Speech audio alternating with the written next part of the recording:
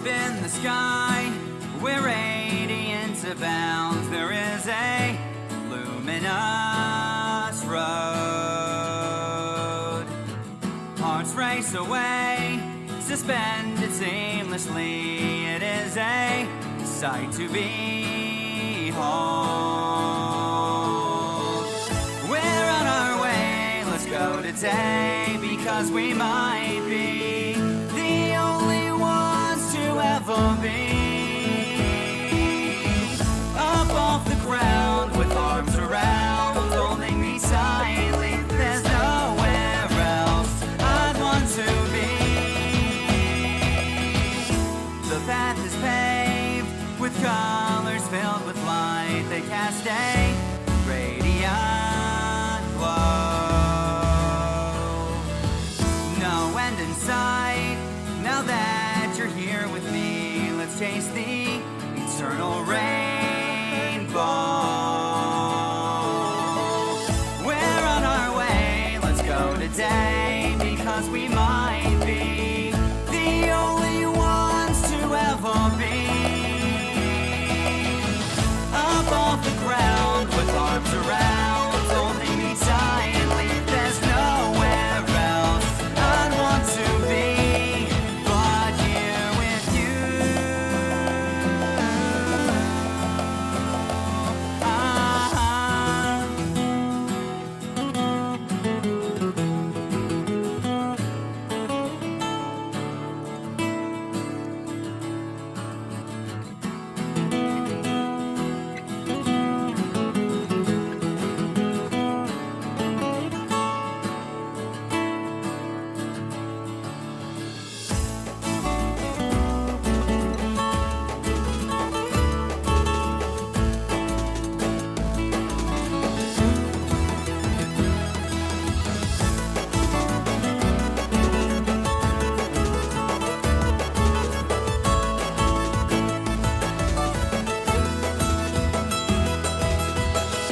Forever long, you've held your hand in mine. Together, journeys unfold.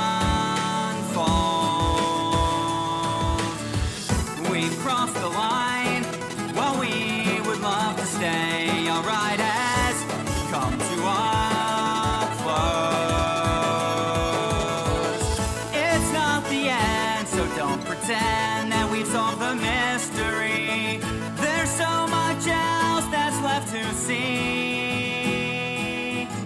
Across the stars, this world is ours, the only reality. There's nowhere else I'd want to be but here with you.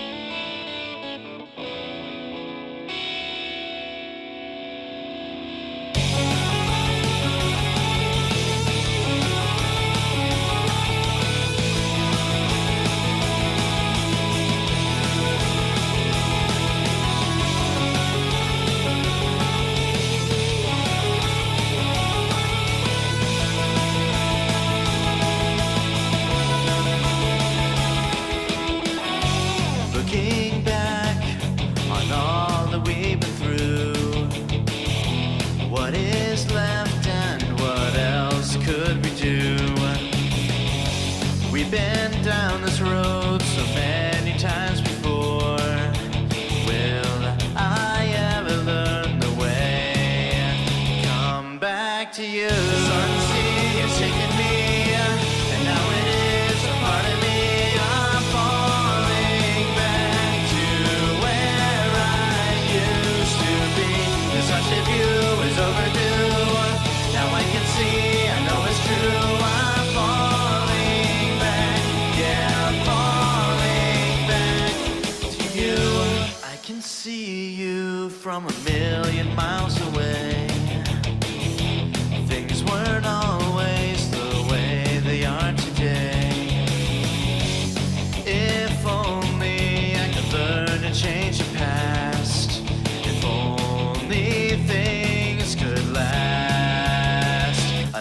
another day. The southern sea is taking me, and now it is a part of me. I'm falling back to where I used to be. The touch of you is overdue.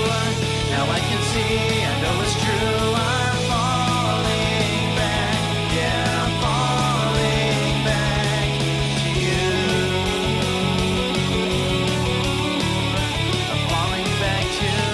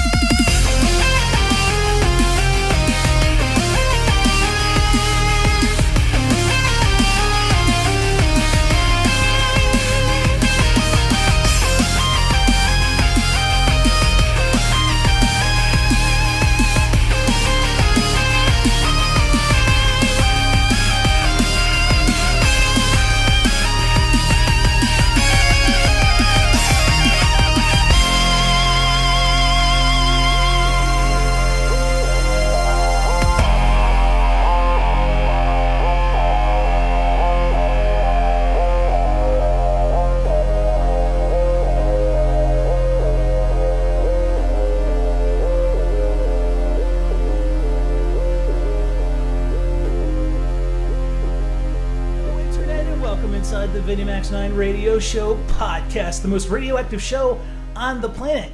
Thanks for joining us for episode 1302. That's right, we're now in our second episode of season 13. It's kind of crazy that we've come this far. I am coming to you live tonight from... Where are we coming from, Tenwook? So, hi. First off, I'm Tenwook, a.k.a. Connor Jennings, a.k.a. Tiffany, a.k.a. whatever the heck many aliases I have. And we are in wonderful Arlington, Texas. Yes, Arlington, Texas. Just a short drive from Dallas, Texas. Yep. Yeah, perfect. And I'm also joined with my typical co-host, who joined us for the very first episode of season 13, Matt Rossi Johnson. Hey guys, Rossi back again for another episode of this great podcast. I'm ready and having some fun. You know, I gotta say, we got some very interesting feedback from the last episode. A lot of people thought that, although the podcast was long, because it was about 5.5 hours, they thought... My goodness. They thought that the content was pretty awesome. which doesn't surprise me because I always try to be as interesting as possible. Narcissist. What? Doesn't surprise me that my content's interesting. I joke. I kid, man. You know. Considering we spent the last 3 days promoting your content. Yeah, pretty That's much. true. We spent a lot. We flew out here just to help you, and pretty much All right. nothing but you. All right, way to guilt trip me, guys. So, yeah, I mean, the feedback was great because the bulk of the show has always been to tailor the show to you, not to me or to my interests. It just so happens that I'm very interested in the things that you guys are interested in as well, and that's really awesome that that's the case because that makes it a lot easier for me to adapt and change to what you like. Now, naturally, that doesn't mean that everybody likes what we do, and that's fine, you know. Yeah. We try to adhere to the majority and at times to the minority as well, but, you know, that's just what we do here on the show. We're all about the people. Absolutely. And the second episode the first episode was definitely interesting. Talked a lot about cons. And I think this episode as well, we're going to touch up on cons again now that we have the con-er with us. And additionally, we'll talk a little bit about, I guess, the design process in terms of making videos and content creation on the internet, how it's kind of changed from the original concept of the show up to where we are now with creating videos on the internet to where we are today. I mean, anybody who's been with the show for a long time, and that's like the bulk of everybody, you'll know that this is, of course, audio only. And that's always been the case because it was available only on broadcast radio, as opposed to a video platform, which, of course, a lot of this stuff, although it seems like it's been around forever, it really hasn't. And, I mean, all this stuff is changing every day. Naturally, we all have to adapt, and so does the show. So, even though the podcast in itself is still audio only, we are still finding what we want to do as far as content creation on the video perspective, because that's very difficult to do for, you know, something that was only supposed to be audio only, and of course was for over a decade. Mm-hmm. And you know, I've been doing a lot of live streaming on YouTube Gaming and Hitbox and Twitch TV, and a lot of people have been very excited about that. And I get a lot of feedback as well from folks, particularly on YouTube Gaming and Twitch TV, and they really don't like it when I take a long sabbatical. Or maybe a hiatus would be a better term, because a sabbatical would assume I'd be leaving for at least a year. Because is that the term? Because I know sometimes like it's referenced with like pastors taking time of leave. Like that's the only time I've heard sabbatical. But I didn't know it was like for a specific time period, like at least a year. Well, at least in my experience, at least in education, a sabbatical typically Okay. is a year. I mean, I'm not certain, you know, in other fields what that would really mean, if anything different. But typically, at least in my experience, a sabbatical usually indicates a year of something. Gotcha. But anyway, I guess a hiatus would be a better term. People typically freak out and they think I've left or I've disappeared. Mm-hmm. And I tell them, I have to remind people that I'm a very busy guy, and it's only every once in a while when I get a very good chunk of time to actually do a stream or to do a podcast. I mean, we said when we first talked about bringing the show back in the form of a podcast that we were going to try to do it at least every month. And that certainly didn't happen because the last episode we did was right before Mad Classic. Well, we'll put it this way: we have every other month right now. We just need to get a little bit more on top of it, and it'll be a little bit better. Well, I mean, the problem that we certainly had was just conflicting schedules. Sure. I mean, we all kept saying, "Oh, well, you know, this would be a good weekend," and that weekend, you know, I had stuff going on, and the other weekend it just wasn't good for you, and. It's been a very interesting coordination of schedules, but Sure. we're all here today, and we're all having some fun along the way. Yep. I guess jumping right into curious, we have Connor with us today. Tell us a little bit about yourself, Connor. Oh, so about me. Well, I am a successful college graduate. That's kind of a joke. I hated college, that's why I say that. So I am a Oh, let's see. How much do you want to know? Whole backstory, the origin story of Connor Jennings, Tiffany, whatever my name is. Tell us whatever you feel comfortable. All right, so let's see. 22 years old. I was born in Marietta, Georgia, which is right outside of Atlanta. For those of you who don't know where that is, just think Atlanta, Georgia, like the northwest part of Atlanta, Georgia. Lived there for like 12 years with my family.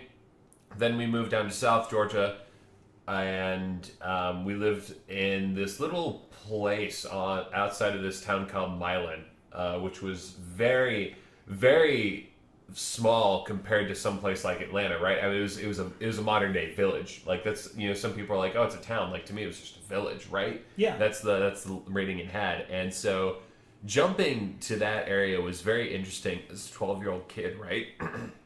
Excuse me, because at that point in time, you're going, like, you're a sixth grader in middle school. So for most of that year, I was homeschooled, but then I started going to middle school in freaking South Georgia, and of course everyone, well, not everyone, a few people thought I was gay because I was in sixth grade, I didn't have a southern accent, and I hadn't hit puberty, so I sounded like a little girl, like everyone does, right? So that was fun. I lived out in this like place, and we weren't even in this town, Milan, right? We were probably like 10, 15 miles out from it. We lived on a farm. Our nearest neighbors were really far away. We had like 450 acres, which was ridiculous. And then 2 years into this move, in November 2007, my parents actually went through a divorce. And I figured out that my mom told me about that the week before Thanksgiving, actually, which really was just a downer. And so that was my experience with high school, was trying to be a not redneck person, specifically a nerd in South Georgia, and also dealing with my parents' divorce. And so because of that, I was like, you know what? As much as I love the people of South Georgia, and I love, if any of you guys are hearing me just randomly, I love you guys, a lot of you have had personal impacts on me, helping me get through high school, which was hell on earth, and I survived that because a lot of you guys. But then I decided, you know what, I need to go someplace, start over, forge my own path, and so I went off to college at Pennsylvania State University up in good old Center County in State College. And the sad reality about kids these days is that I think it's really important for kids to literally say, I've got to go do it on my own. Right, yeah. As opposed to letting their parents handle everything, because, of course, if you do that, you're not really going to learn anything and learn how to be an individual. Yeah, so the thing, I had it easy getting into that mindset because my father, I love the man, but he is a truck driver, and so he was not physically present in my life, right? And my mother, she was going to move out to Charlottesville, Virginia, which is where she currently lives. And so here I am. I'm in South Georgia, and I'm like, well, I've been accepted to this big college called Penn State, and I got accepted to this other college called Valdosta State, which is still an alright school, but no one from my high school had been to some place like Penn State.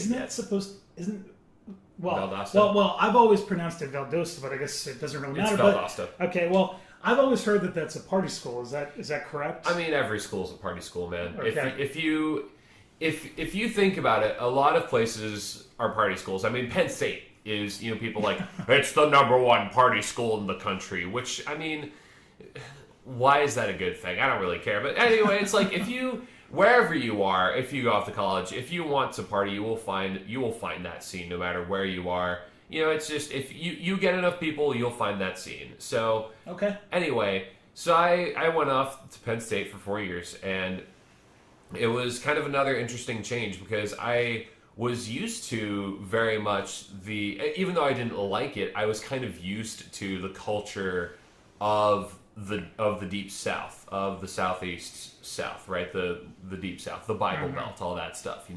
You ask people, oh, hey, where do you go to church? And, someone gives you a response, even if they don't even go, right? Or you talk to random people that you see in Walmart because that's just what you do. And it's not that, like, other places aren't, are being rude or are, whatever. It's just that's just part of the culture. So Sure. getting out of there and going to college at a place like Penn State was really a refreshing experience, and I got to learn a lot about myself. But one of the hardest things about college was that I dealt with a lot of depression and anxiety, especially during my sophomore and junior years.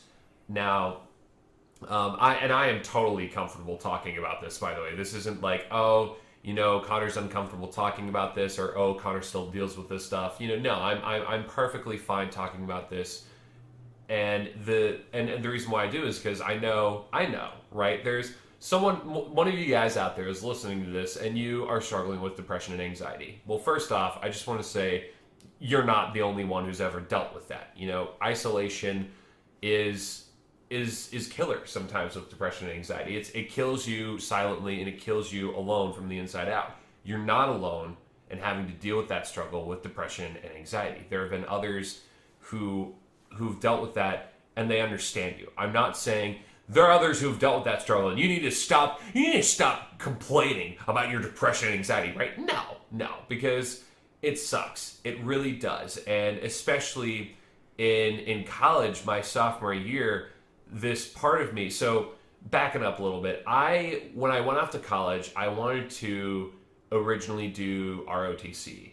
I thought that would do it, but then that path didn't work just because of a little hiccup, happened, and it turned out to be a pretty big hiccup. And it wasn't like I did anything wrong. It was just one of those dumb luck things. And I was like, well, all right. So I guess I was majoring in criminology, and I'm like, all right, I'll figure out a backup plan. So backup plan was something like FBI, law enforcement, stuff like that. Well, turns out that criminology is the wrong major to enter into if you want to go into that stuff. Not because you don't learn about that stuff, right? But it's because you learn about that stuff. You learn about the criminal justice system and how, and a lot of the corruption within it, sadly. And that drove me up a wall. It drove me insane that no one was doing anything about this stuff, and I felt like there was no way in heck that I could ever do that. But the thing is that I felt trapped in that. And that's when I started having a lot of anxiety on top of depression that I was experiencing from, family issues, personal issues, just rejection, not necessarily isolation in a sense of friends, because I had a lot of friends, and I still do. I'm a person, I make friends easily. I have a hard time shutting up. But yeah, I've already been talking for the past 4 or 5 minutes. I have a problem shutting up. So yeah, the past 14 something whatever. So yeah, it's good. It's thank you. But no, I really just felt isolated as far as I didn't really have that, those close family ties like I kind of wish I did in some ways. And that was really hard on me. But at the same time, it was also a really powerful moment for me as far as my own personal growth, in every sense, right? Aside from physically, because come on, by that time I had stopped growing. I'm 6'6". I am thankful for the fact that I have stopped growing. Some people aren't. I am thankful, because once you get past that point, it gets hard to buy pants. But, all I'll say is thank God for Old Navy, because without Old Navy, I wouldn't know where to buy pants, because that is the only store where I can go in and I know, because their pants for some reason are slightly longer than other stores, I'm able to get pants at Old Navy. Tangent. I am so sorry I get like this. Tangent.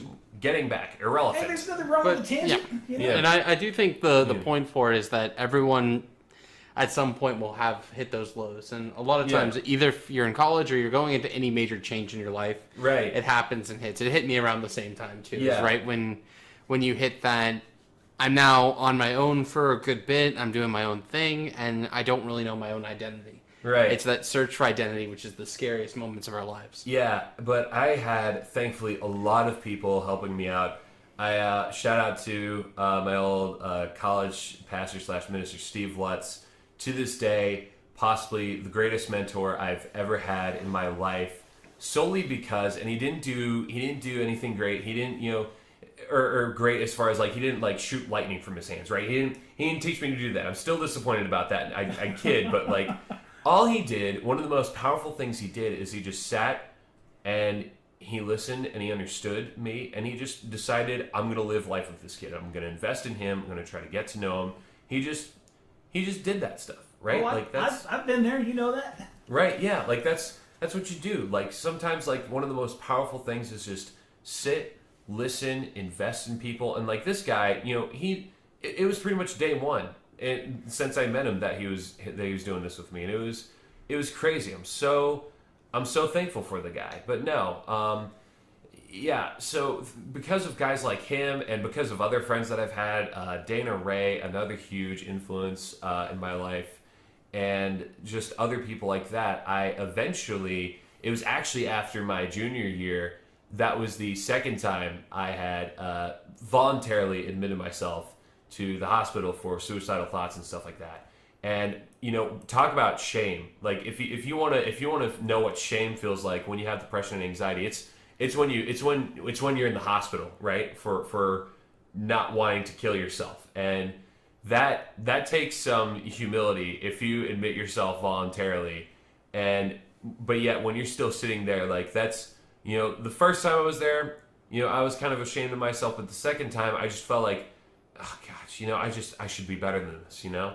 I should be better. And you know what? Like, that's where I was. Like, in fact, I saw, you know, I eventually look back on it now, and I see it as a good thing that I had done that, because I knew I was at that point where I wasn't safe by myself. Yeah. And so I took the necessary steps to stay alive, and I'm thankful I did that, because shortly after I got out, you know, and it was after that semester, which, gosh, that was just an awful semester of college, you know, just in every way possible. Like, that was just, depression was bad. Like, I was having such a hard time getting out of my bed. It's not like I was just staying in my room, like, watching, you know, YouTube videos or playing games or, you know, just, I don't know, doing whatever, you know, college kids do, or, you know, whatever. It's not like I was doing that stuff, right? I was just unable to really get out of bed and, like, go to class or do things like that. And, like, on top of that, I had some pretty boring classes, so that kind of made things hard. You know, that's, you know, it's hard when you have very little motivation, and yet the motivation that's there already is pretty lackluster. So eventually, like, after that semester of college, there was a you know, I was doing summer classes, and the first week I was, you know, slumping back into that depressive bit where I was like, oh, this isn't working, nothing's changing, I don't know what I'm doing. And I had this moment. It was the first week after summer classes in May 2014, and I went out to this little grocery store called Weiss, right, which is just dumpy. You know, if you've ever been to a Weiss, or at least this one was, we called it was affectionately referred to as the ghetto Weiss, right? Because it was really, it wasn't the cleanest store, we'll say that. So I go out to the Weiss, and all that day, or all that week, I hadn't been out of, you know, my room that much. You know, I was just stuck. I was paralyzed, really. Not, you know, necessarily, you know, physically or mentally, but just like emotionally, spiritually speaking, socially speaking. I just couldn't do it. And, you know, I went out and I got groceries, and I'm stuck in my car. You know, again, like, I don't have the willpower to even get out of my car. And out of nowhere, I just start getting pissed off. Like, I'm just like, because a part of me knew this is not the way that I'm supposed to live, right? This isn't the way I'm supposed to live my life. And I'm shouting, like, out of nowhere, like, no, I'm not living life like this anymore. I'm not doing this. And I go on this huge tirade about everything, about how I'm not letting myself be bound by all this stuff anymore. And the last bit that I said was, and I'm not going into criminal justice, and that's going to be okay. And that was the moment where, like, it honestly felt like I rage quit my depression and anxiety. Without a better way of phrasing it, it felt like I just rage quit everything right there and then. And I go in and I talk to my cat Blackout. I'm just like, hey, I'm not doing this stuff anymore. And he of course gives me this dumb look because he's a cat and he doesn't understand the English language. So after that, I was actually watching. It was a Teen Titans documentary, and it was at the part where actually Tara Strong was talking about her audition for Raven and stuff like that, and they're talking about this, and all these voice actors are talking, and I'm like, oh, voice acting, that sounds kind of cool, but I could never do that. That's not like a real job. And then this part of me just kind of like stopped. It was like one of those foot in the door moments, right? Where it's just the idea is just kind of like, oh, but what if? And so ever since then, and that was after my junior year of college, I was like, okay, well maybe I'll entertain this thought a bit. And that sort of led to me being like, okay, what about voiceover work? And so I started probing the people that kind of knew me best as a human being, and I was like, hey, what do you think if I decided to go into voice acting? And a lot of people were like, oh, that sounds good. Actually, that sounds really, wow, that sounds really good. Actually, that sounds like a good idea for you, Connor. And I'm like, yeah, right? And so it was this weird, huge shift where I stopped thinking about criminal justice and stuff, but then I started going to voice acting. And that's when, Matt, you were talking about identity, crisis and identity formation and all that stuff. And that, and earlier I kind of knew who I was deep down, but I was denying a huge part of myself. And that is the fact that I am a very creative person, and I live pretty much with the universe inside of my own head, and I wanted to open that up and explore it, but yet I was limiting myself with the career options, I feel. And so this has been just a huge, it was a huge shift. And especially when I started taking voice acting lessons, around my senior year of college as well, I'm doing, two things at once. My coach was, guiding me along and, having me make all these characters up from scratch. And I had realized, like, my God, I really do have a universe inside of my head. I have all these characters that I know from that, whether I see them in other I see like stereotypes of them in TV shows, or people that I know in real life who fall under this stereotype, like people who have the same vocal little, tics or whatever, and you can pick that stuff up and you can make characters out of those little vocal tics and all that stuff. And it was weirdly just fun and addictive and just very, very fulfilling in a way that like nothing else really had been in my life up to that point. And, because of that, it's opened up a lot of doors. I mean, I started thinking, more about, okay, like, well, I'm doing this, I'm going to start networking, start to get to know people. And I actually, hilariously enough, met Matt at a convention called MagFest. You guys were talking about conventions last time. I met you at MagFest. And it was a dumb occurrence, just a dumb, random occurrence. I actually talked up to a buddy of his that was waiting in line with him, and or a few buddies of theirs, and because we were in line for a JonTron panel. That's right, it was a JonTron panel, and I was there by myself. I got to MagFest from Pennsylvania. I was staying at my sister's house, which was an hour away, and I just got there because I was like, I want to see this JonTron panel, and the line for it was monstrously long, and I was just like, oh crap, like there's no way. So I kind of buddied up with some of the guys that Matt was hanging out with, and Matt himself, and I was just like, I was that guy, right? I just jumped into the line with them, and nobody was really questioning me about it, because I was like, no, we're all friends here. It was one of those moments, and maybe You're a line jumper? Yeah, I was being a line jumper. He admitted to being a line jumper. You I sly can't- dog. That was the first time I believe met this. you. Yeah. I can't believe this. Yeah, so that was the first time I met Matt, and then we kind of saw each other the next night, where he and it was actually Brownie and Trace, and Lance was there, right? No, Evan. Oh, Evan. Okay, that's right. Okay. Yeah. Well, So- we're gonna take a quick little break here. Sorry, I'm talking too long. No, you're totally fine. We're gonna take a quick little break, and when we come back, we'll continue where we left off.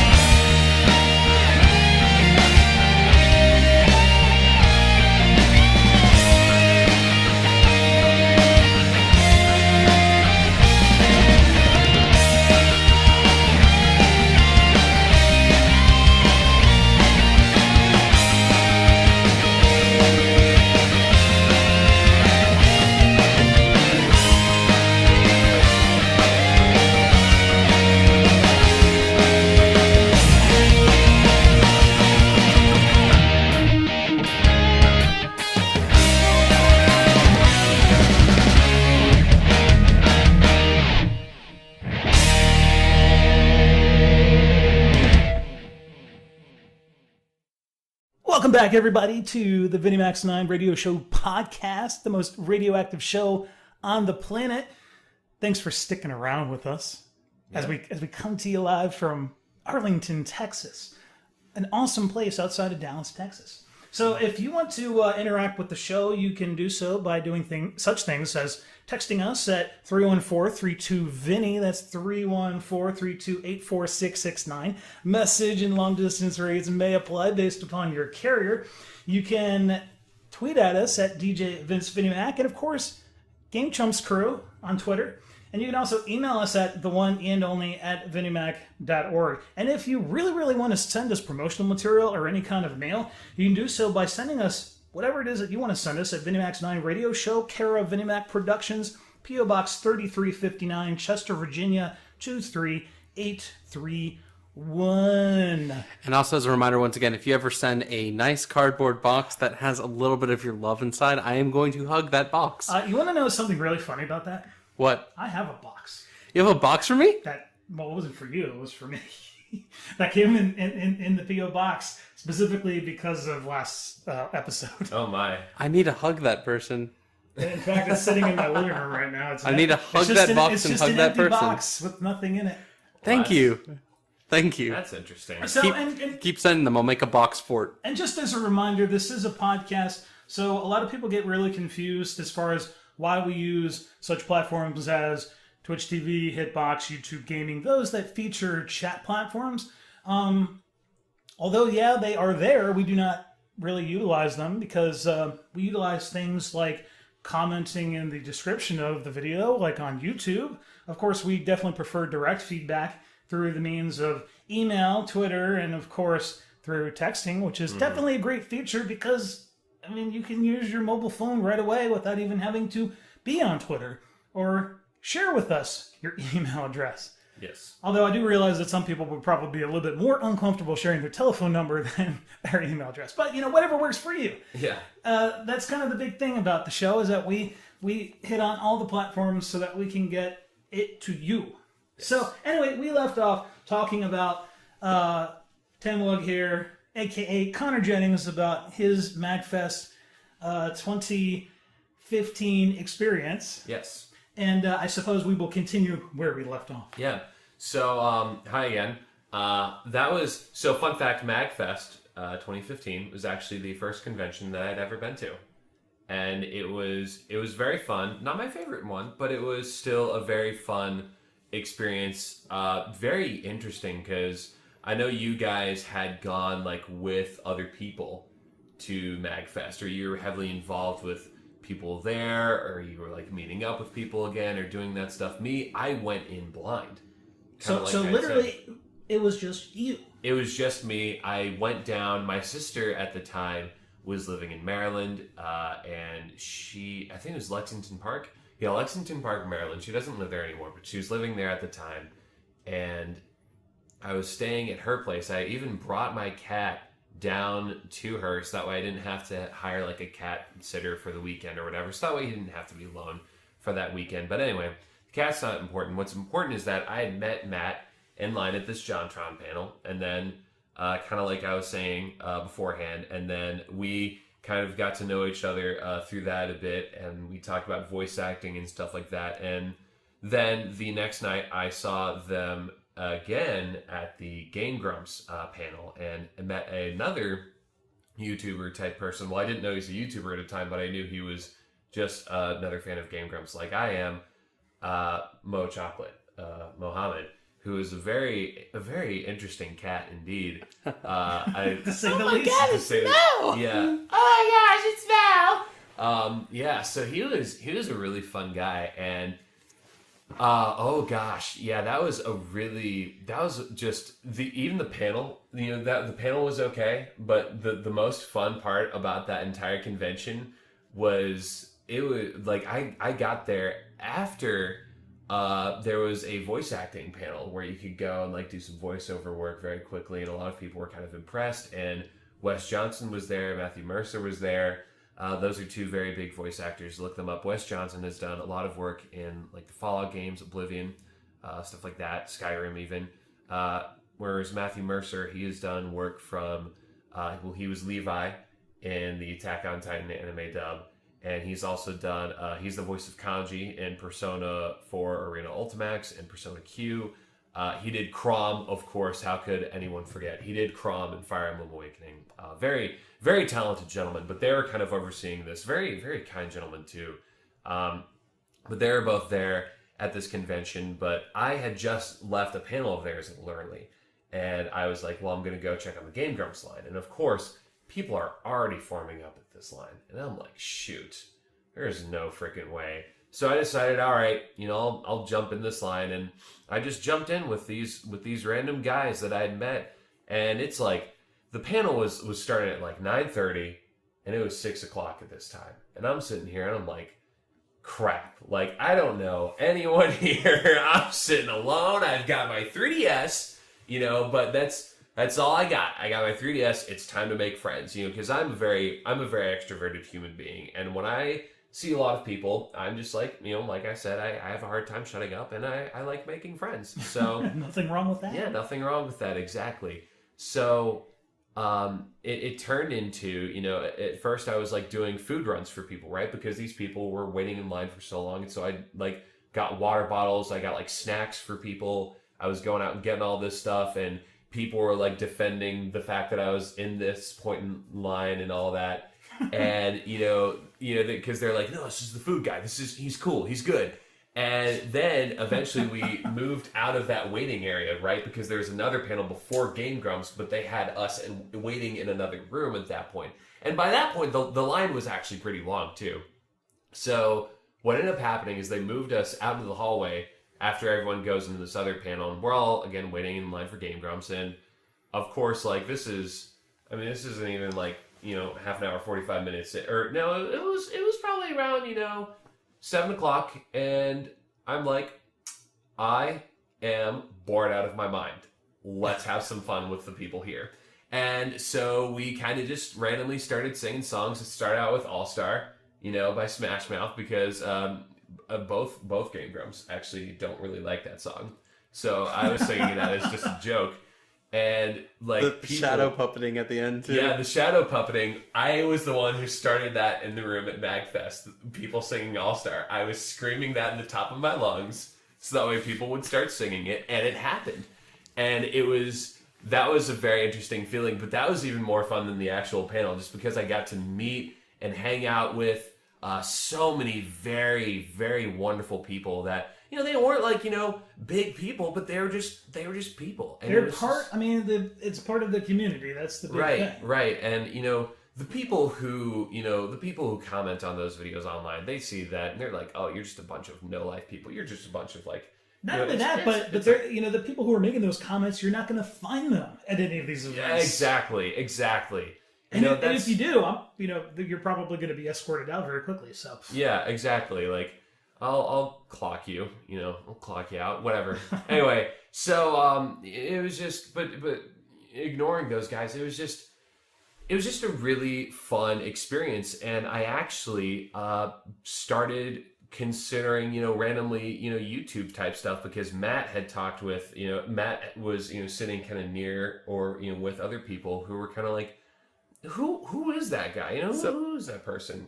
Yeah. So what happened from there was, what you failed to realize is behind you was Hidden Block members, like everyone behind you. Like Balrog was literally sitting right next, and that was who I was talking to, was Balrog from Balrog Game Room. Right. Next to it was Jimmy Wetzel, which is Nintendo fan for the win, or Jimmy, and all the people from Hidden Block. So we were talking that conversation. You ended up sitting next to me.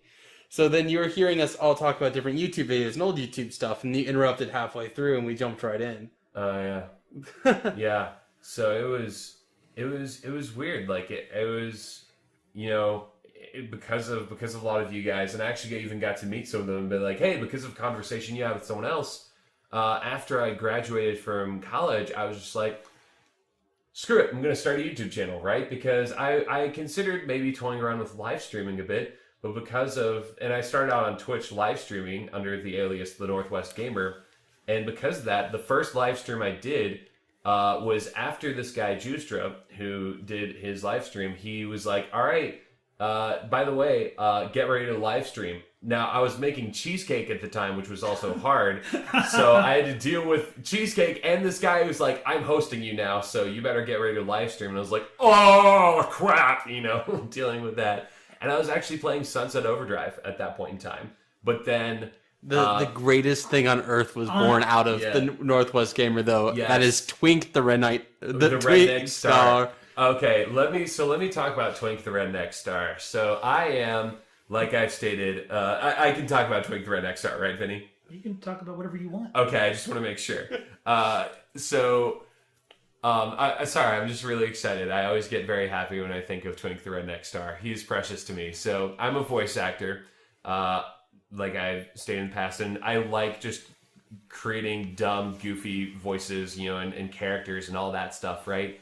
And so I streamed Paper Mario, actually, and that was the first game that I completed in a live stream, because at that point I didn't have the greatest internet, so I couldn't stream all the, the heavy action games, but I was like, you know what, I'm going to stream an older game. I'm going to stream Paper Mario. And so I was playing through it, and I was voicing the entire experience, and like all the characters, all the dialogue, I voiced it. And eventually we get to the part where Twink shows up in the prologue, and at first he had this kind of like deep, sexy voice, and it was a very weird experience. But I was like, oh, maybe It's kind of like that sexy radio disc jockey late at night. Yeah, he's got that sexy radio jockey voice, and I was like, maybe not. And I was thinking in my head, and then it was just like, I got it, and I started talking in the thickest Southern accent that. Boy, I tell you what, it was Twink the Redneck Star, and it was just, oh my god. Sorry, I hope I wasn't clipping the audio. But no, it was so fun, right? Just being able to just play this game, and there were like maybe 10, 12 viewers on average. It was small, but it was nice and it was intimate. And every time we beat a chapter, we knew everyone got so hyped and so excited because Twink the Redneck Star was gonna show up and brighten our days, and it was just. That was the greatest thing, and I would not give up those memories of Twink the Redneck Star and streaming on Twitch with this, very small, crappy channel compared to others for anything in the world. It's all about the little things, people. It is. It is all about the little things, and it's all about the journey of those little steps, just taking it forward. But because of stuff like that, an encouragement from Matt, really, I started a YouTube channel under the alias Tenwug, that's how you pronounce the acronym TNWG, which is the Northwest Gamer. So, and for those of you guys who are interested in checking out that particular YouTube channel, you can go to tenwug.gamechumps.tv. That's Tenwug, TENWUG.gamechumps.tv. And of course, if you want to see everything that we've covered in the podcast, check the show notes.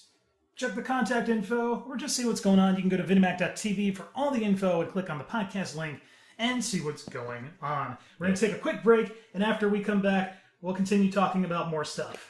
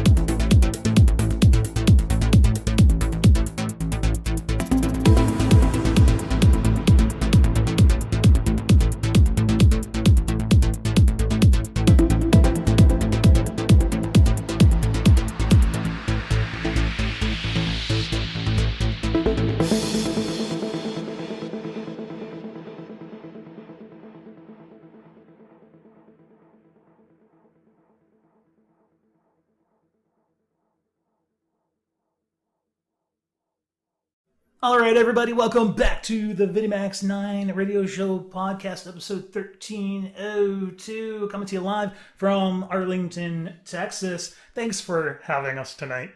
I hope that you're enjoying the show. And if you're not, then you need to tell us why. You can text us at 314-32-VINNY. That's 314-328-4669. Message and long distance rates apply.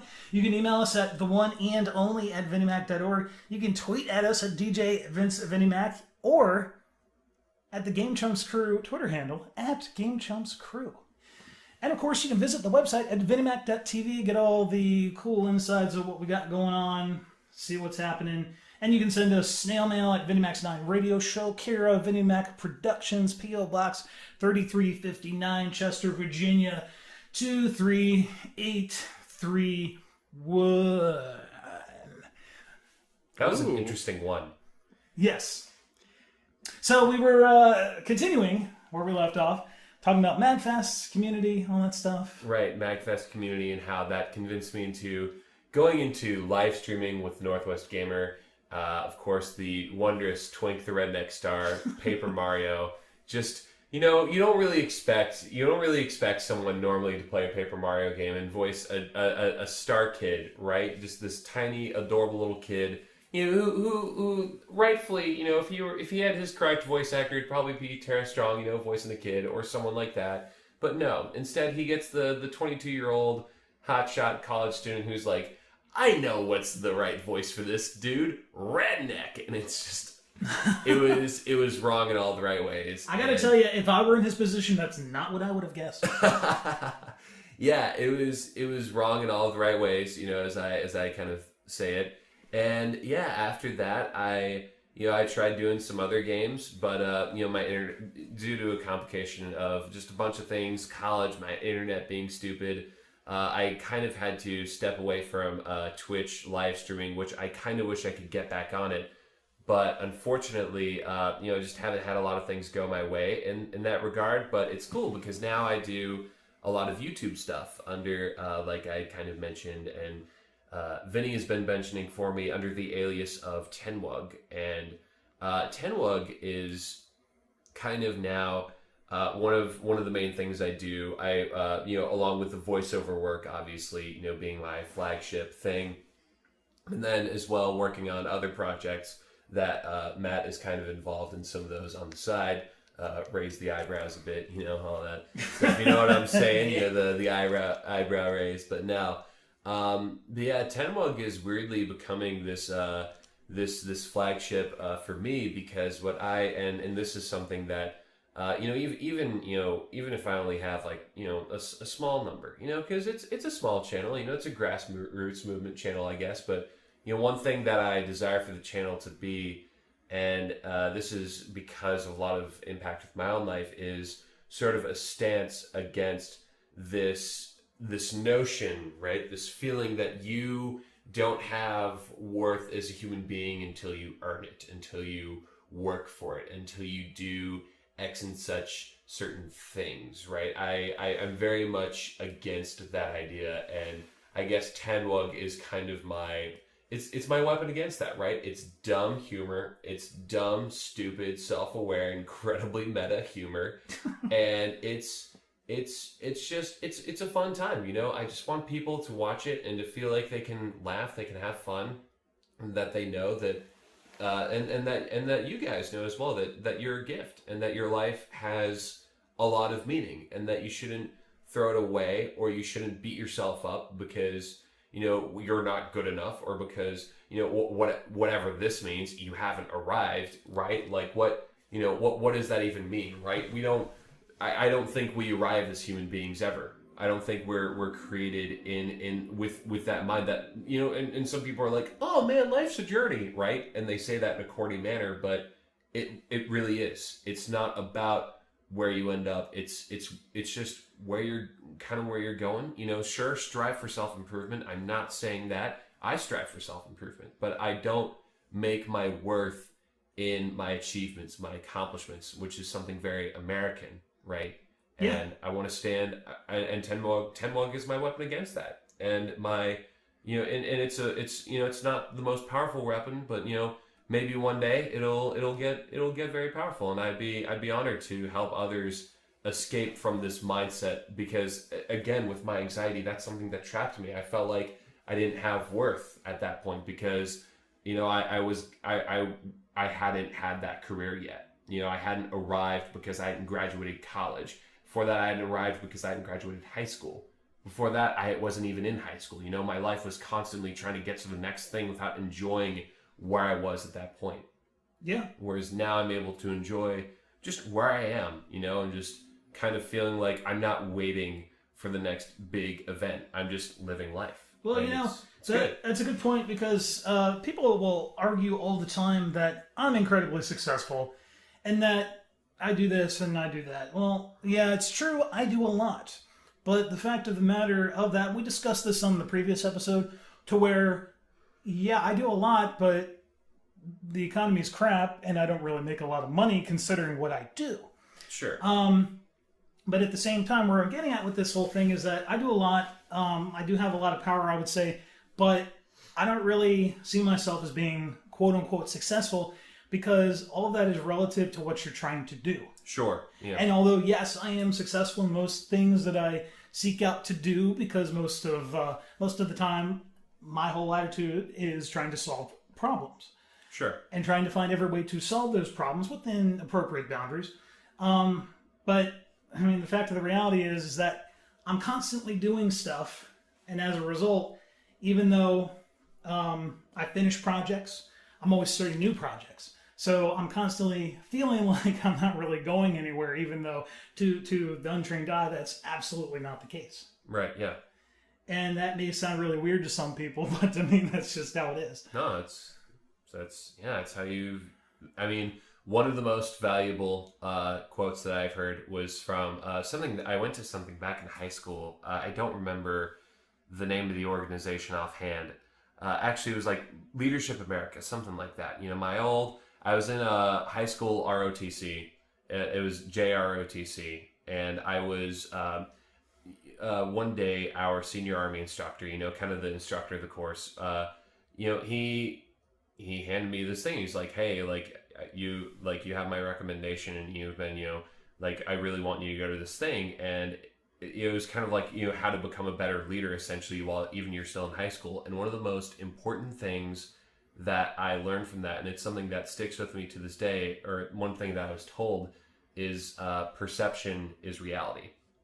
And you're like, you know, hearing that, you're like, duh, right? You know, you think on that, and you're like, duh, Connor, you know, perception is reality.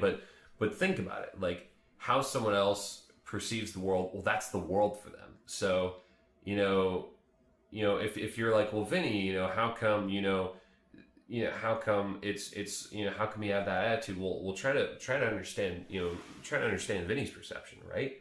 You know, and understand your own perception and your own version of, you know, reality. And I'm not saying there is no absolute truth, right? But, you know, but the point is that, like, it's a powerful thing to understand it from the other person's point of view sometimes. You know? Which is why whenever I deal with anything, doesn't matter if I'm solving a problem or solving a conflict, I always try to hear all aspects so I can try to understand from both parties or multiple parties what's going on. Yes. Who really is right, who's really wrong, or how to deal with the situation where it's one of those things where neither of them are right or both are right. Because, I mean, we live in a complicated world. Indeed, we do. We do. And absolutely, it's in like a time and place in all of our lives. I know we were mentioning this earlier on in the day, that we're all kind of in a different phases of searching where we're at and where we're being. And that in particular, you're talking about that transition of having perspectives. And both of you are talking about how perception is reality, especially what's important right now in this time in year where everything around us is changing. We're in a changing world of everything from media, a changing world from technology, that everything could change on an instant. The perceptions of what you have and the perspectives that you can get from other people is going to be the ultimate way for us to move forward and drive new things to happen. Yeah. And to grow. Yep. Yeah. And for those of you guys who don't know, or haven't grabbed a Snickers and read my About page, because I know it is incredibly long, because when you spent so much time in the industry as I have, I mean, there's no way to put it any other way than this long. I mean, aside from maybe writing a book, aside from presenting it as such. But I come from a multinationality family, and I mean, it's never a dull moment. I mean, when you've got some Korean in the family, you've got African American, you've got South American, and and then you include my direct parents and my biological brother. That's just chaos. Yeah.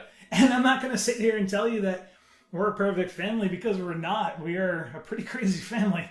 But I mean, you gotta look at it from a completely different perspective, because there's so many people out there who are different everything from you, different color, race, nationality, religion, and they do things completely different. And not to say that you have to agree with it or what have you. Just understand that your way is your own perception, right, and may not be the same way for everybody else. Right. Mm-hmm. As hard as that may be, to actually fathom, sadly, you've got to look at it that way. Yeah. And I think there's a real, going back to a bit of what we were saying, I think there's a real fear of confronting that differentness, that differentiation of views of whatever, because from my perception of things, America is a very insecure society. We're very much like, we like to think back, to our glory days, whatever that means, to all this stuff, of who we were, who we stood for. And, we're very insecure with who we are now, and we shut down, especially, I grew up in the Deep South. We shut down, not we, that society shuts down a lot with, encountering different viewpoints. And I think a lot of that's because we're just insecure. We're constantly afraid, of failing these standards, that I was kind of, talking about earlier and we've kind of been hitting on, of having to have this career that, we're not forced to, live up to those standards, but we feel pressured, right, to live up to that stuff. And, I get there's benefits of, like, I'm able to participate in this economic system successfully. I'm able to pay rent. I'm able to do all this stuff. And, I'm not saying it's a bad thing, but again, when you make your life about, being able to participate, when all your life is about is, participating expertly in an economic system, or when all of your life is about obtaining more power, obtaining more strength, obtaining more, just getting more, right? That consumerist mindset of getting more power, getting more influence with people, that leads to insecurity. That leads to, because you're constantly wondering, when am I going to lose it all? Because when you lose it all, there's a part of you that knows there's a part of you that asks, will there be anything left of me? And, I definitely think in today's society that's more the case than ever, as the population grows. Mm-hmm. And it seems as if there's less and less money actually going around. We all seem to have that fear, so it seems more and more.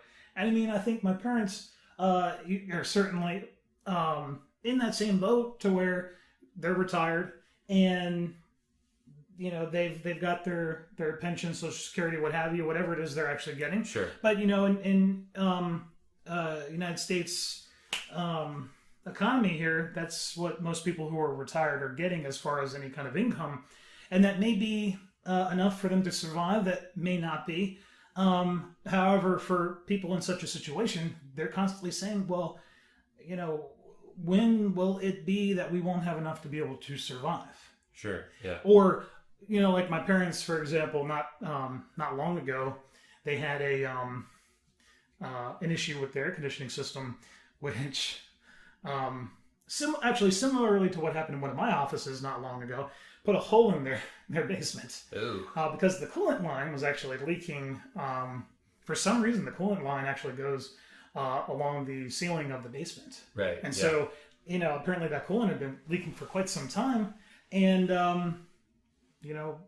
two problems. Number one, they don't get down there very often.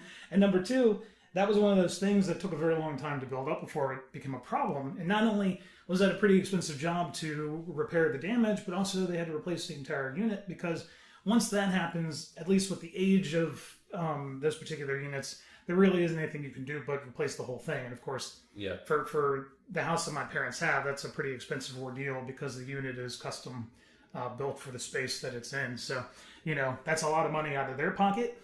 And although I'm sure they'll be all right, they've got this thing in the back of their head that they're saying, well, we got this thing, and based on what we have coming in, will this actually be enough for us to continue living? Right, yeah. Or will we need to change our living situation? And trust me, I know that changing the living situation is never fun because I travel all over the world. I sleep in all kinds of weird places. I rarely ever actually sleep in my own bed. And even when I'm at home, I'm usually in my office sleeping in the bed that I have there. You guys actually haven't seen that since the last time you were over there because I moved it. Yeah. So you probably have no idea what I'm talking about. Yeah, and just as a final note, and I'll leave it at this as far as the subject, because I don't want to beat it to death with I don't want to beat a dead horse, right? Beyond death, whatever. Sure. I do want to say I recognize that fear is real, because no one wants to be that guy who's homeless. No one wants to be that person who has nothing. It's a crappy situation, especially if when it starts getting cold. No one wants to be lonely. No one wants to be weak. But instead of living a life based out of fear, I think we should be, especially as a country, especially as a society, be more willing to confront those fears openly, to for the sake of not just our good, but for the sake of the common good, confront these fears, look at these and say, how can we handle these fears? How can we do all that stuff? And that's all I'll say on that. That's all I'll say on that. It's all good. Yeah. So we'll take another quick break, and when we come back, we'll talk to Matt Rossi Johnson about what's going on in his world. Stay tuned.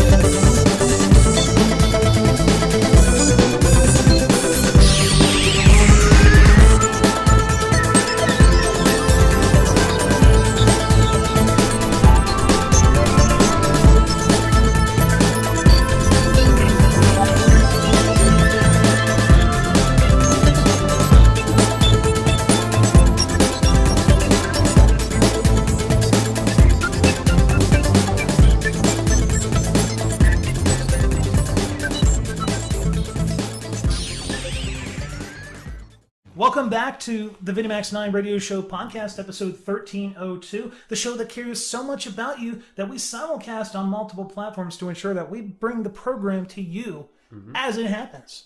So, yes, we are simulcasting on multiple platforms. We're simulcasting on Hitbox, YouTube Gaming, Twitch TV, Shoutcast, and of course, VinnyMacRadio.com. Hitbox is the official partner of VinnyMac's 9 Radio Show podcast. So make sure that if you want to actually interact with us in any of the other ways that we don't already interact with you, you can utilize the chat on Hitbox because that is the only platform that we leave the chat enabled.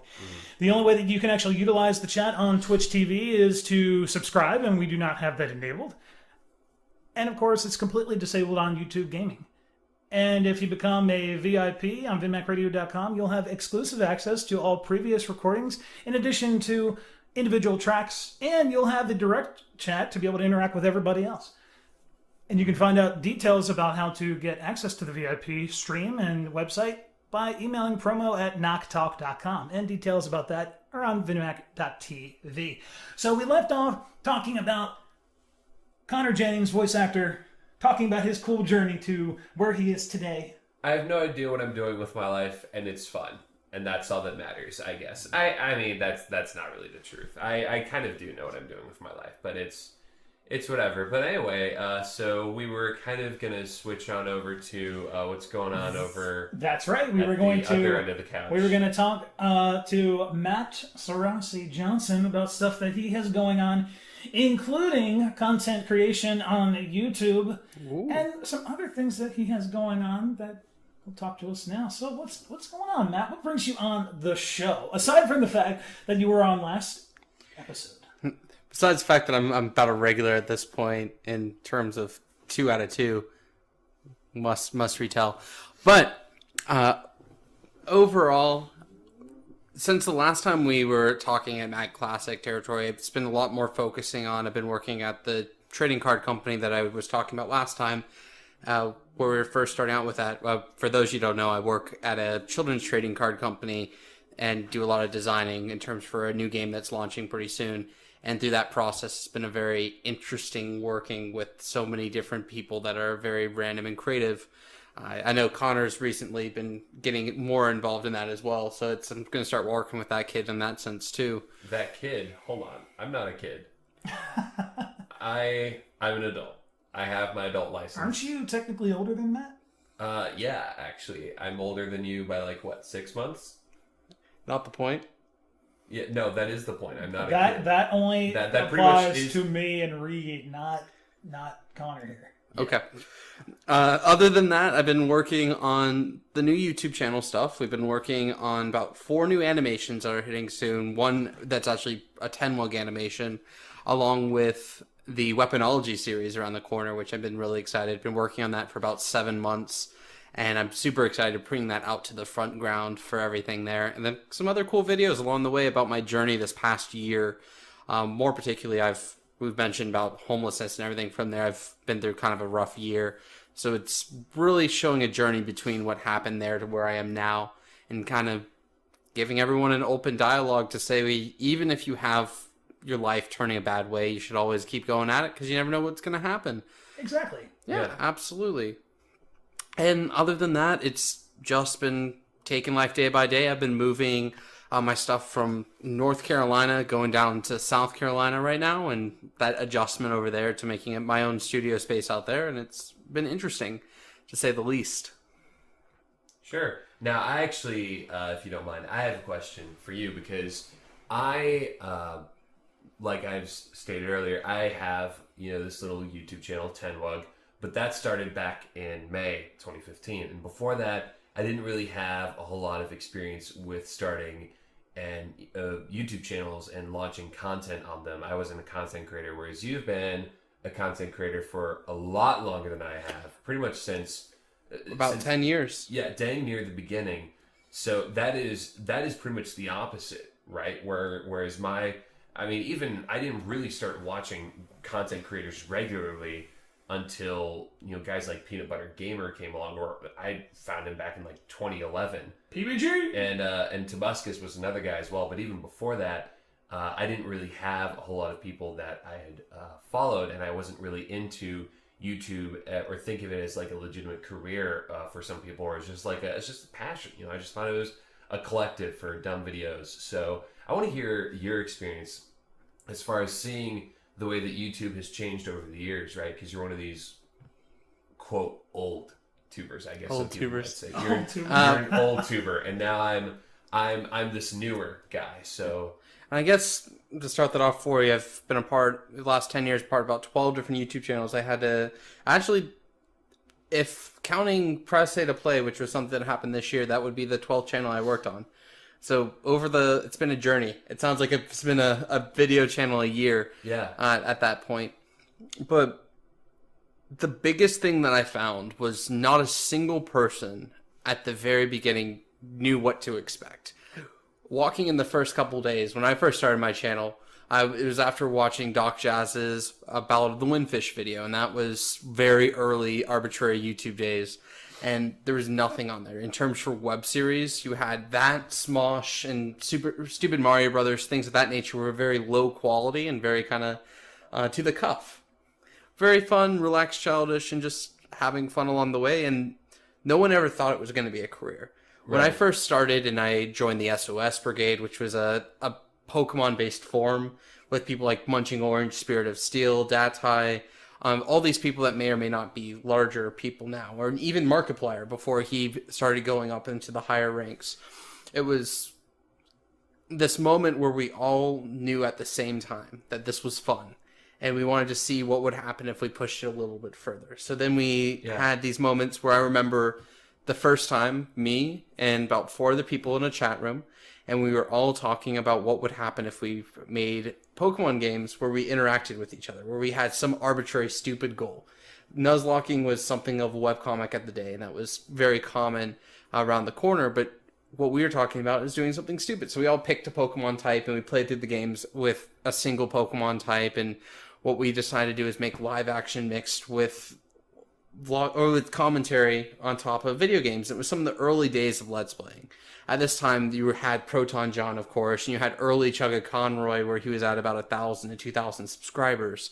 And it was a wild time to be alive, and I remember every single person having the sense of, this is a hobby, but we want to see it more. And I remember those fans becoming big people. And along the way, even on my own story, I remember when I joined the first couple of YouTube networks, when I started getting interest with the Game Station. I started getting interest with a lot of these networks that are no longer in existence anymore. Barry Studios as well. And doing the Rico podcast, where we had different YouTubers on every week. Even before VinnyMac 9 was probably around the same time for that. Terms for the YouTube days. That was about 8 years ago. VinnyMac's 9 actually debuted in 2002 and actually went on full time as a 18-plus hour a week gig in 2004. Okay. So it was a little bit after. In January of 2004. Yeah. So about a couple years after, it was when the Rico chat room, a lot of the other stuff started really taking hold as well. And the biggest thing I remember is the first convention I ever stepped foot on.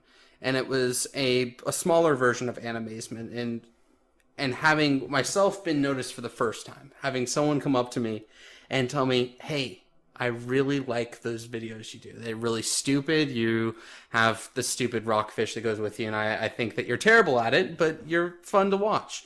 And I remember the feeling you get the first time when your hobby becomes something cool.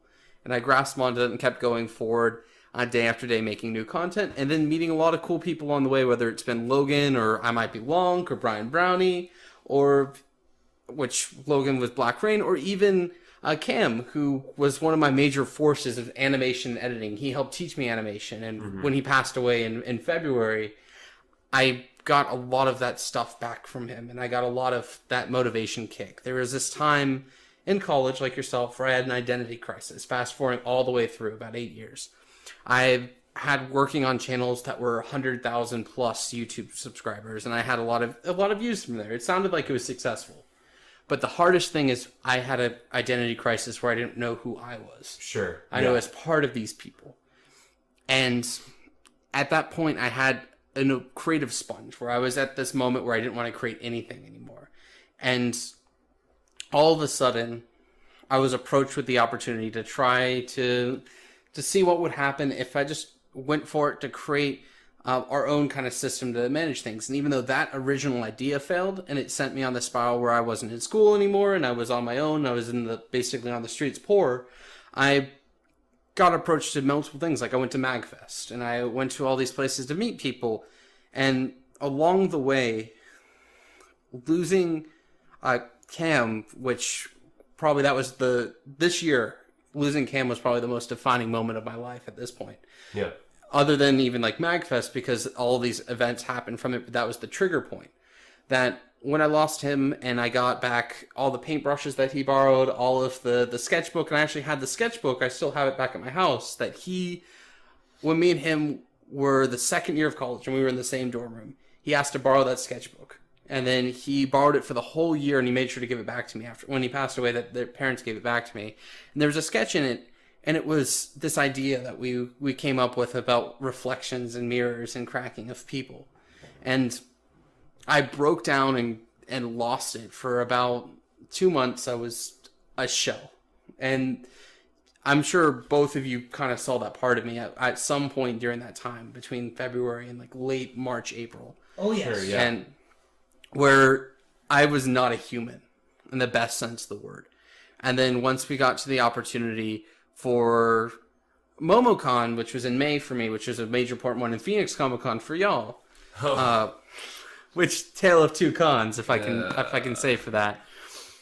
I had this opportunity where I realized I had someone that's at MomoCon, ironically enough, after going through all this, that recognized me and had to sit down with me and was saying that I'm really sad that you didn't make content anymore. I'm really sad of what happened to you. Yeah. And I had the second time this year where I got really emotional. I said, I always want to keep doing content again. And as soon as that happened, I gave you that call as soon as you got back. Said, you really should start doing your YouTube content, because I know how important that is, and keep going. And I've somehow got more entwined with Vinny in getting in more contact with you and getting more stuff from there.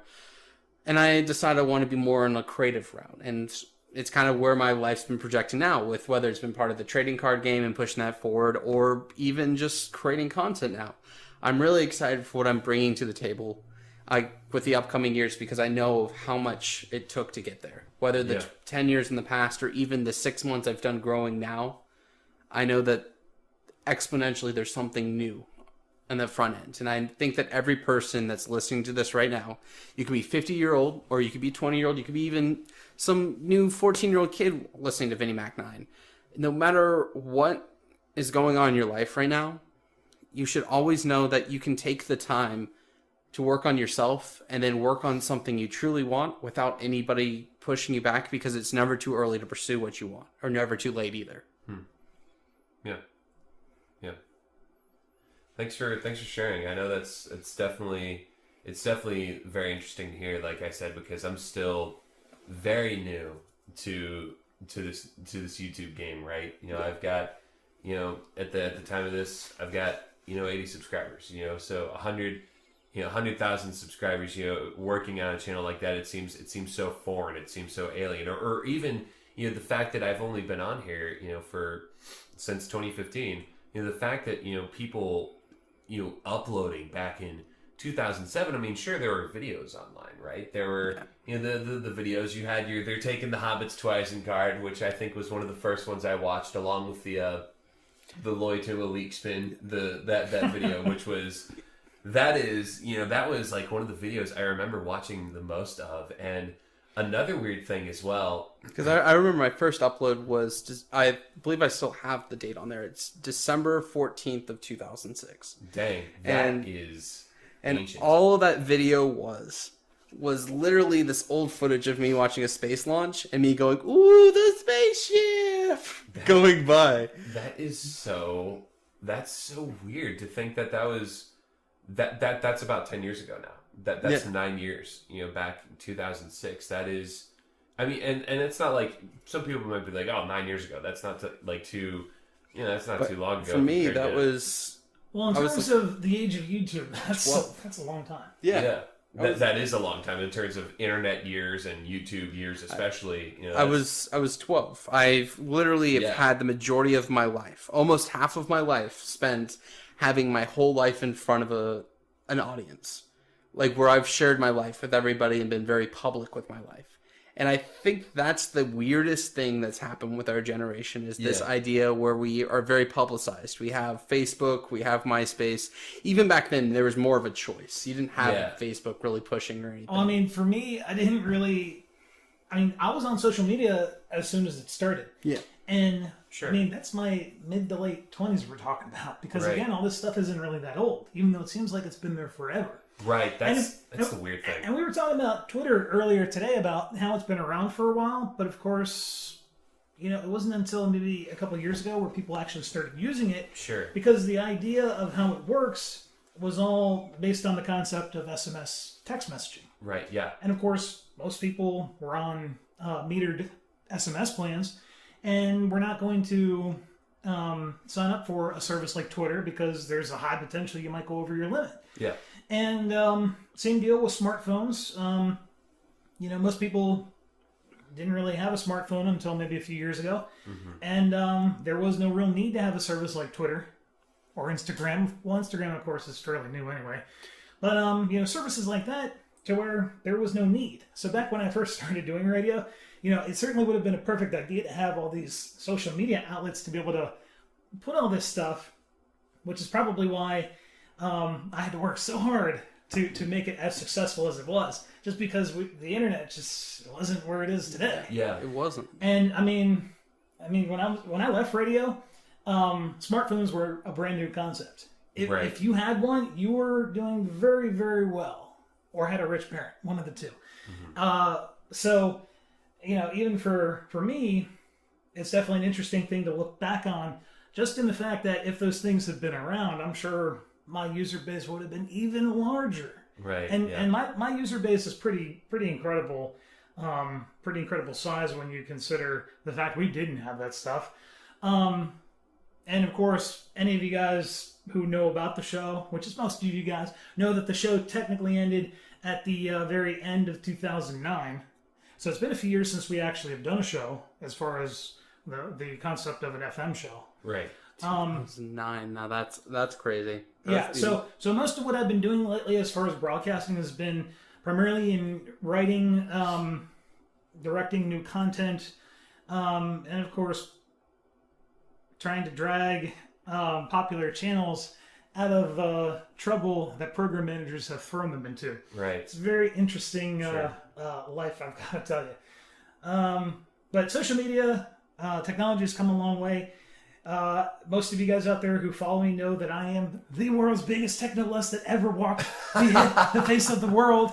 And I think Matt and Connor know, just walking in my house for the first time, know that I mean, some might say I go overboard, but there's a purpose for it, believe it or not. I can confirm, and I must say I've never seen or met a man or an individual in general with so many phones. Or so many blinking lights. So you many walk phones, in there. there's blinking lights, and it's amazing. But it's cool. Yeah. It's really cool. I don't shame you when I say that. It's cool. Well, and I have to clarify when anybody says that, because they're like, well, why do you have so many phones? And it's not that I actually use them as like phones in the sense of like a telephone. Right. Smartphones have become a thing where you can do everything on it. So my phones are really just smart devices, ways that I can connect into my networks to do things, or to connect into services that I'm providing for other companies or individuals. And so as a result, because there's this big security factor that goes into all that, the unfortunate reality is that because of contractual obligations, I can't physically actually utilize one device for everything. Right. As simple as that sounds, it just doesn't quite work that way. Mm-hmm. And that's really the pure rationale behind that, is just contractual obligations, security, and things of that nature. But also, most of you guys out there know I do a lot of development work as well. So it's not unusual that I'll need to scout out a different set of devices so I can do some of this development work on, because sometimes some of the development work that I do is actually published for anybody who wants to use it. And so as such, it needs to be compatible with a fairly wide array of devices. And, although I do have a lot of devices, I can't really say that I have a good variety of devices in terms of like sizes and some of the most unknown, heard of manufacturers that exist out there to test some of this stuff on. In which, some people who actually utilize some of my software and applications, they'll go, well, it doesn't really work quite right, or it's doing this. And I'm like, well, yeah, because it was developed on a device that has a 4.5-inch screen, or it was developed on an older version of the operating system. So many factors that the common person just doesn't think about. Sure.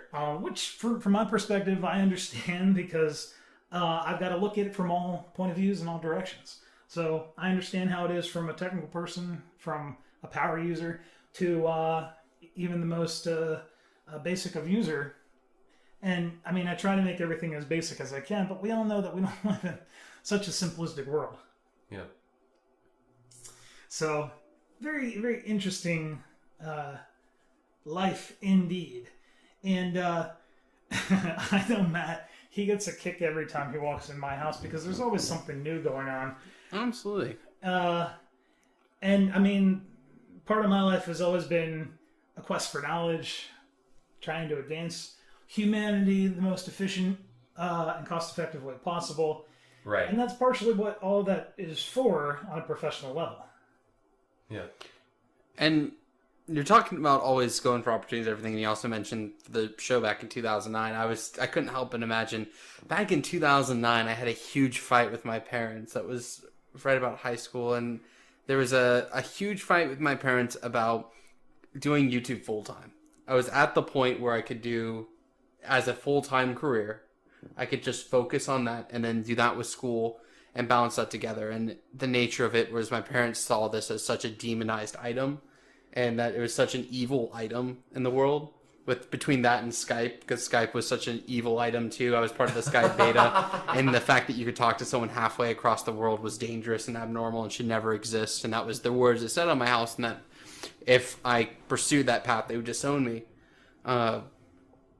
It was weird, because I remember that YouTube was not a common thing back then. Right. Well, It was a very foreign item that people were not bringing to, and I had an opportunity to make it a career. I'm glad I didn't, because I went down a great path by choosing the other later option. Mm-hmm. But I remember the fact that all of this started because it was a misunderstanding about a piece of technology that later became common household. My parents use YouTube all the time. They use Skype every single day I see them. Yeah. And it's like, what's next? What are we missing right now? Because I know that same thing is happening to something that none of us are maybe aware of yet. Mm-hmm. Sure. The question that's on everybody's mind is, what is the next great piece of innovation going to be?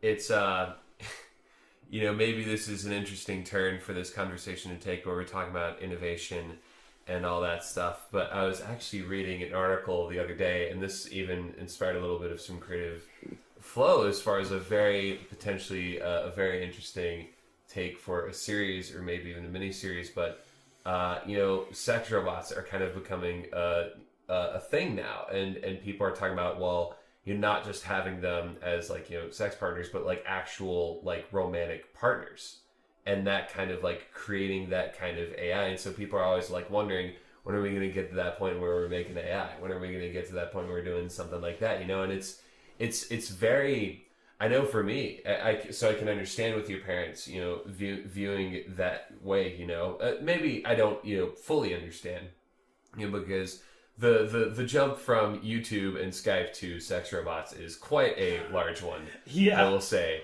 But for me, I view that as, that kind of relationship with, essentially something not human as abnormal. Whereas, 20 years down the road, are people going to bat an eye? Would they still bat an eye? And what I wonder is, do you guys think there will ever be a limit where humanity is we've gone too far with this piece of technology or that piece of technology, or maybe we shouldn't go in this direction, right? And you know, I think maybe we've hit the limit in the past in some areas, but we don't go down that route anymore. Maybe we pursue other areas, you know, maybe that's the way it is, you know, maybe, you know, because with, you know, certain ways that, you know, as technology grows more and more, we get sadly better at killing each other. Yeah. And it's the idea of the Concorde jet. Right. The idea that if you make something too perfect, it's just you're creating a monster out of nothing. Like the Right. Concorde jet that could take you from New York to London in the course of hours, that would sink everything else around it. Right. Yeah. Well, I mean, you have to bear in mind that something as simple as travel is an easy deterrent for some people to prevent them from doing something. Right. Yeah. I mean, Same as a time. perfect example of us being down here in Arlington, Texas. You know, Yeah. things would be very different as far as what we would be able to accomplish if it weren't so time-consuming and, of course, costs money to actually come down here. Right. And I'm not saying that the advancement of technology in general is bad. Don't no. get me wrong. I mean, you got to take the good with the bad. Right. And the sad thing about reality that I don't think a lot of people have really grasped is that, yes, you need to look at the good things and the bad things of a new piece of technology, as opposed Right. to saying, well, this is complete and utter trash, or this is just complete and utter nonsense stuff that we don't want in our society, and vice versa. You can't say, well, you know, this thing will overall benefit humanity, like a sex robot, for example. Right. When Yeah. I'm not really so sure about that. Right. Yeah. And I think from that technology comes adaptive AI that could be really scary. yeah, and you always have to, you know, because everything that every piece of technology was created or adapted or whatever by someone. I mean, I hate to tell you this, guys, but I don't want to have a Terminator running around this place. Indeed. Yeah. From a sex robot Yeah. comes our apocalypse. Not from a sex robot, First sex robot, then Skynet. but from a concept that derived from something like a Right. robot Exactly. that turned into something that we didn't want. Yeah. It would, yeah, it's scary stuff. You know, you always have to, you have to, you know, check yourself before you wreck yourself, Check one might say. yourself before you wreck yourself. And I do think whether, for me, YouTube's been my big thing, and for you, it's radio that's been like a huge, like, point in terms of if you're defining how changes happen. I know that you've seen there's a huge change in how media has been digested, even in terms of radio. Would you say that radio as it stands 20 years ago, if you took the same concept of radio show that was 20, 30 years old and brought it to the modern day, would it still be successful?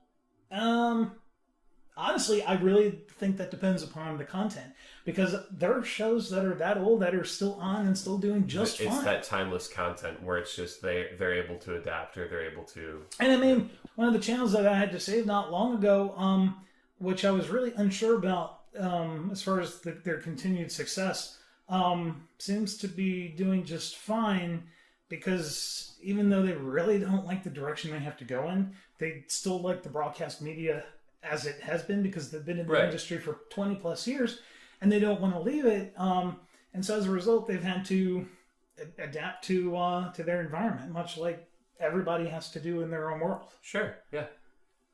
And if you can't learn how to do that, I'm sorry to tell you, but you're not really going to be successful. And I also think we are due for a huge shift in technology. Yeah. If for the quickness of trends that have happened from even 2006 to 2009 with the adoption of Skype and YouTube and the change that we've digested in media that YouTube brought in terms for even the Google Chromecast and all these items that are becoming very public now, it seems that these last 3-4 years we've been at a standstill. The birth of Let's Playing is coming back, and now Let's Plays are having a huge fall again, and it's bringing back to live action content because we're oversaturating the market. But that same idea is kind of across the board with everything else, that we're going on such a steady path that we're oversaturating ourselves and that we're in need of a huge change. Yeah. And that we're due for it. And that's the problem I'm actually seeing in a lot of technical industries, is that we're seeing a lot, and I don't mean a lot, I mean a lot of saturation. You know, you kind of already mentioned with Let's Plays, they're coming back. Good thing I started a Let's Play channel. Am I right, boys? But Yes. to that point, What drives in more views on your channel right now? Your live action content, or your Let's Plays, or your Let's Plays with live action content do better than Let's Plays without live action? Yeah, I mean, because for those of you who haven't watched the 10 Mug channel, there is a greater arc, a story, to the 10 Mug stuff of this guy who fixes breaks and realities by playing video games, and often there's silly live action skits, which we actually just got done filming pretty much everything today for an entire series, and there's live action skits that go along with that as well. And so yeah, like those videos often do better, and even some of the random like live action vlogs that I have, most of the time I call them real talk vlogs, where we just have real talk and just break down a lot of barriers, and just it's a guy talking to other people trying to communicate a message. For example, I did a Knights of the Fallen Empire thoughts and review for the new Star Wars The Old Republic expansion, and it jumped like out of nowhere from like about 15 views, and the next day I looked, it was at 75.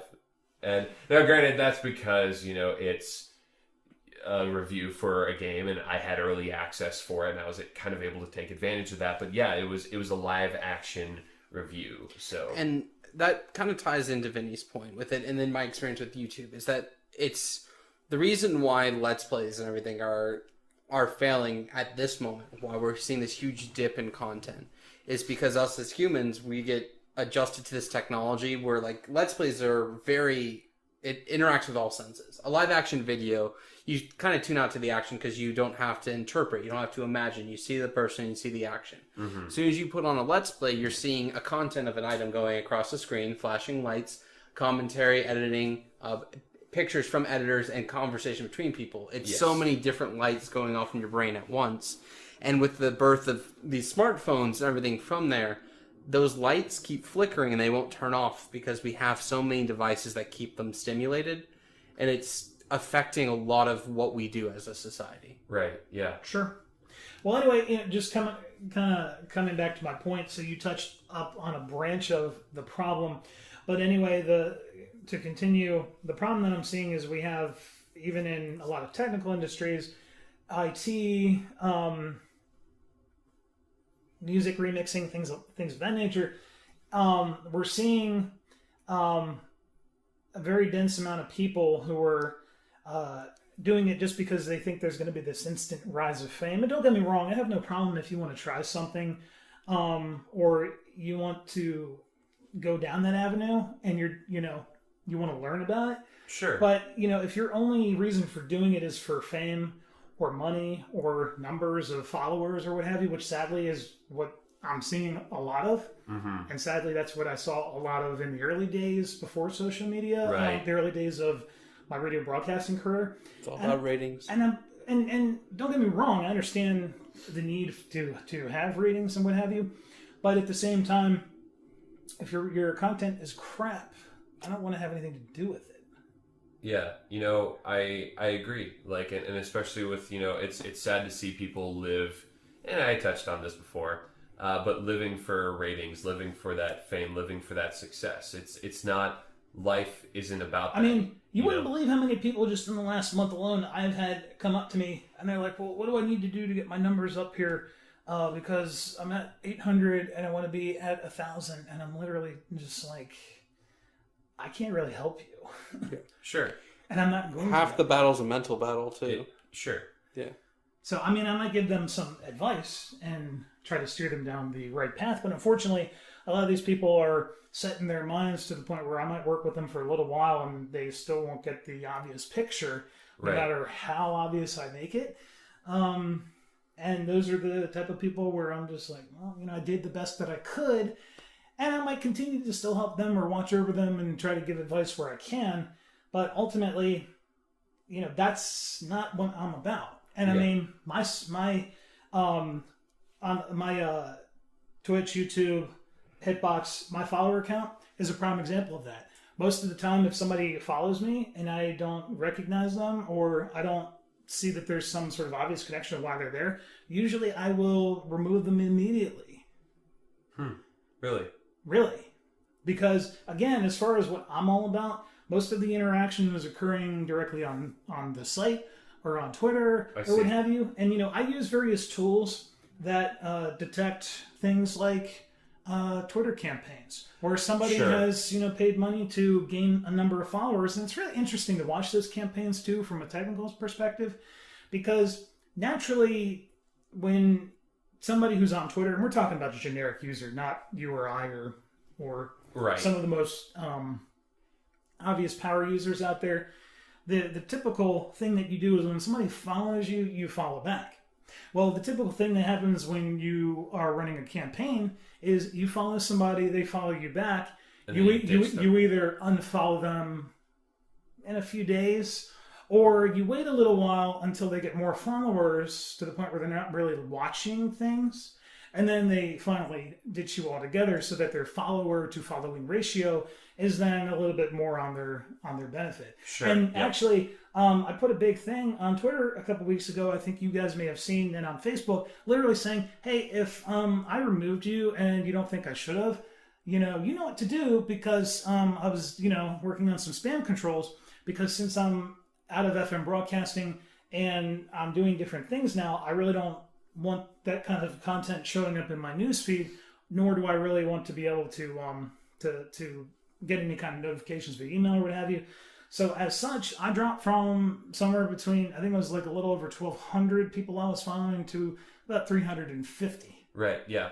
And I can guarantee you a good, I keep good records of this, so I know what's what. But I can tell you that a good portion of those people were people that, yes, I had a legitimate reason to be following, but they ultimately unfollowed me at one point because of one of these Twitter campaigns, or because they were so caught up in their own ratio that they didn't care who they were unfollowing at that point.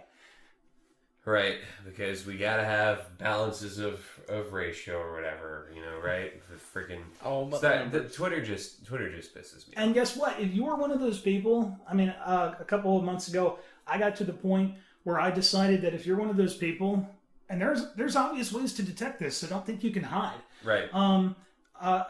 And even if you're a person I want to follow, I'll have other ways of following you that won't count towards that number. But ultimately, you're not going to be somebody who I'm going to directly follow or subscribe to. Yeah.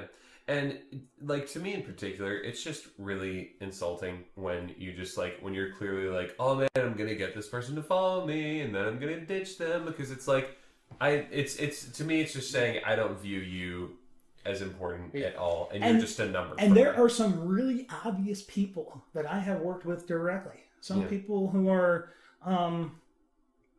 they're probably obvious on their own end anyway, who literally think I don't know what they're doing, and I'm literally like, I watch it, and Sure. I squint a little bit sometimes when I talk to you over it. Yeah, and I guess on the weird one on my end is like, mine personally, if I follow someone, it's because I want to know what their content is, or even like YouTube. I have very little people I subscribe to. Yeah. Because it's only people. I don't subscribe just to subscribe. I subscribe to people I want to see the content for, to control the manage for it. So for people that I do unfollow, at least on my end, it has nothing to do with my account. It's just that I don't enjoy that content anymore. It went into a direction that I don't want that on my feed. Right. And it's just managing my own content side. But I know I see that a lot. I see the amount of content that comes from it, and the amount of people that, once I broke about 120 followers on the new account, the Rossi account, it's been very frequent that people do that following campaign. Like, there's some sort of mental switch that goes off in your mind after you break 100 followers. We'll see. I guess I'm a little lucky in the fact that I'm very technically savvy and, write my own code and do all this stuff. But literally, I'm almost at the point now where I watch for this stuff. So it's not. It's really funny because I'll be watching and all of a sudden I'll see in my program I have literally I'll see the row of action just go boom. Literally there were maybe 10,000 records that just literally flew past me in a second, and that's because there's a campaign running where there's a script running where the campaign is literally following people that are following other people who are following other people that are related to what you're doing. Right. Yeah. And I just literally laugh at it, and I'm like, yeah. What he's saying, ladies and gentlemen, is that he has a particular set of skills. Yes. And also, don't buy fame, don't buy subscribers, don't buy followers. Don't. It's stupid. Don't.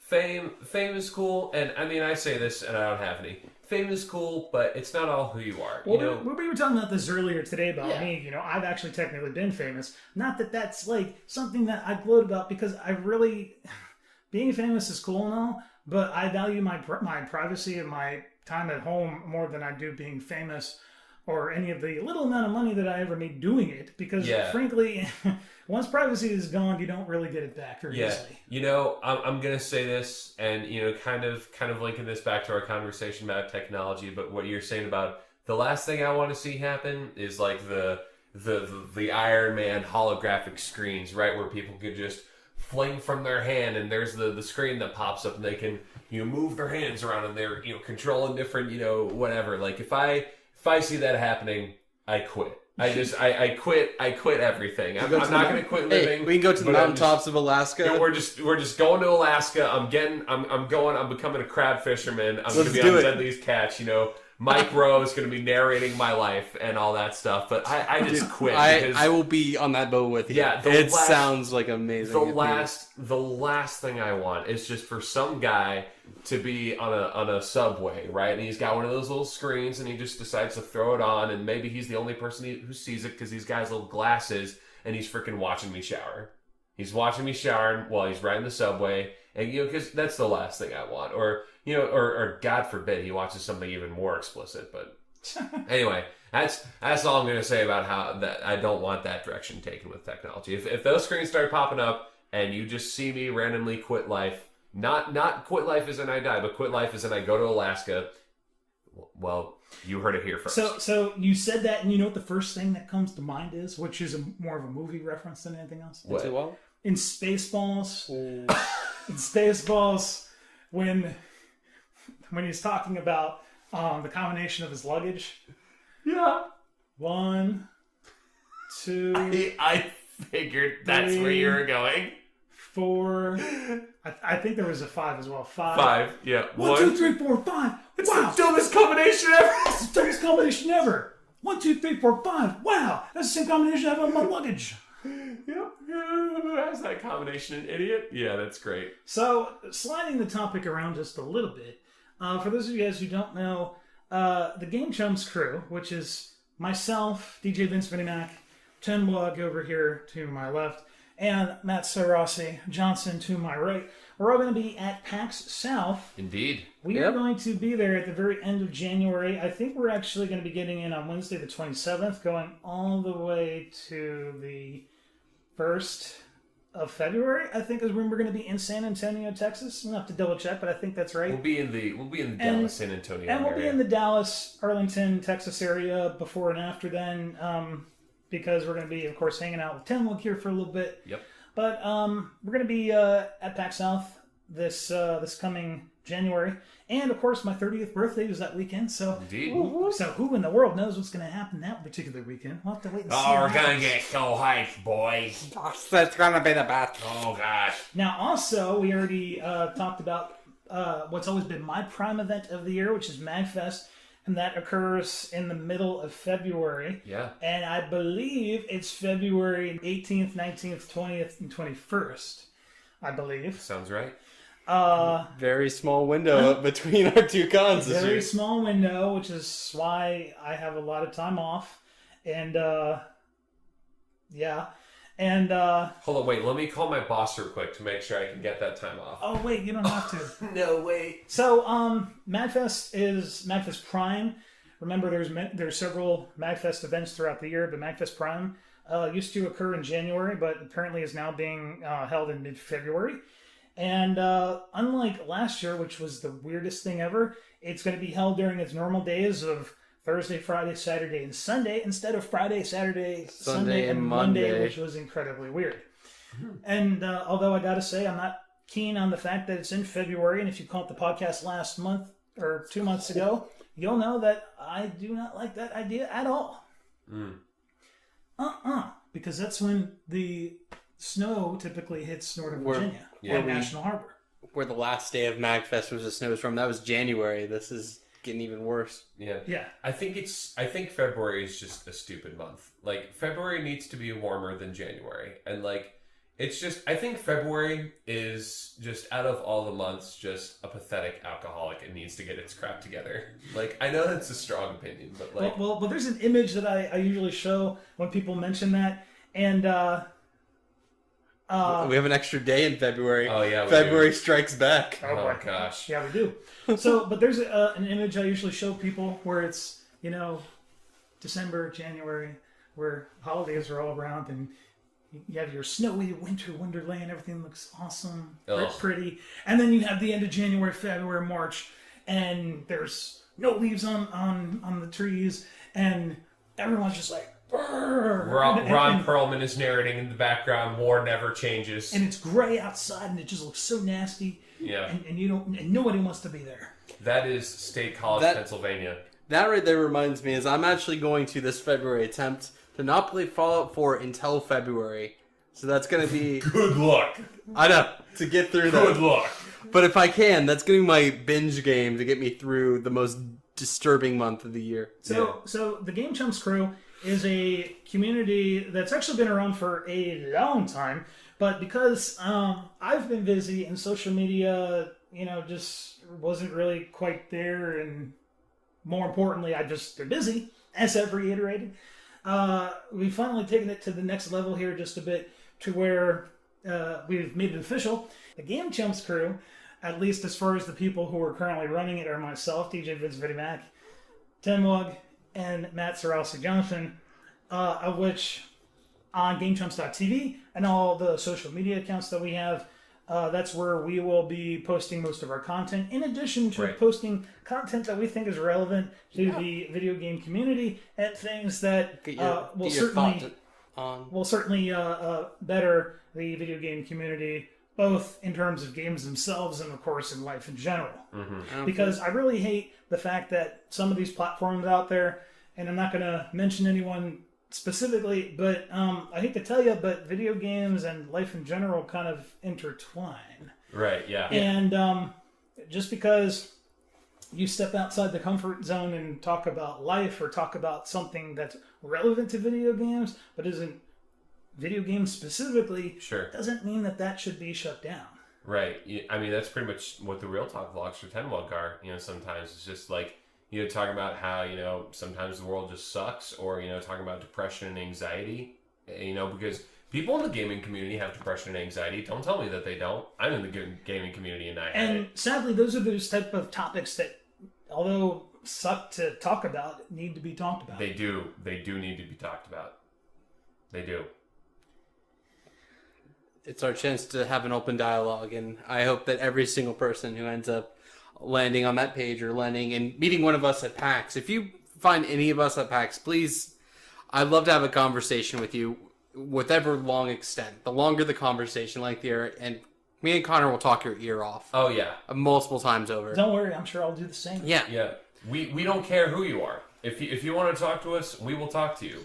Because you're a gift, and you're awesome, and your life has so much meaning. And then everyone does have a story to tell, and it's, of course, my job to tell it along with everyone else in the Game Chumps crew, and we're going to make sure to do our best to get that story out there, and also to help enlighten others in what we find along the way. Yeah. You know what the funny thing about the Game Chumps crew is? It's actually been around longer than Game Grumps and any of the other similarly named organizations. We have? Well, the organization has. You specifically have not. Yeah, right. Yeah. But you have to bear in mind, like I said, you actually grab a Snickers and read that About page, you'll find out that the original premise of the VinnyMac's 9 radio show was originally supposed to be specifically video game oriented. However, at that time when the show officially launched for FM broadcast, management, and sadly this has been the case throughout my entire career, even when I went higher on the totem pole, they have never ever been interested in anything video game related, ever. Sure. And even when I came to top levels of programming, even on other broadcasting mediums, their whole thing was, that is not something we're interested in the lightest. And even to the point where I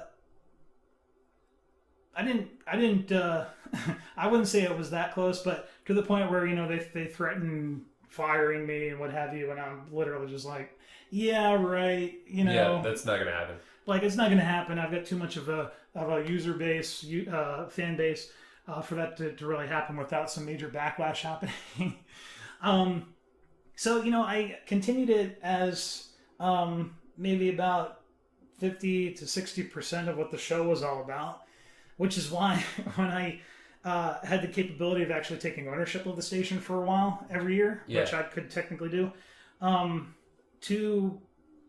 at least 2 weeks, if not more, out of the programming schedule was dedicated to nothing more than video game music that was, of course, properly licensed at the time of airing. Right. And that was probably one of the most common pieces of positive feedback I ever received was the content that was video game related that aired both on my show and, of course, when we took ownership of the station during those times of years.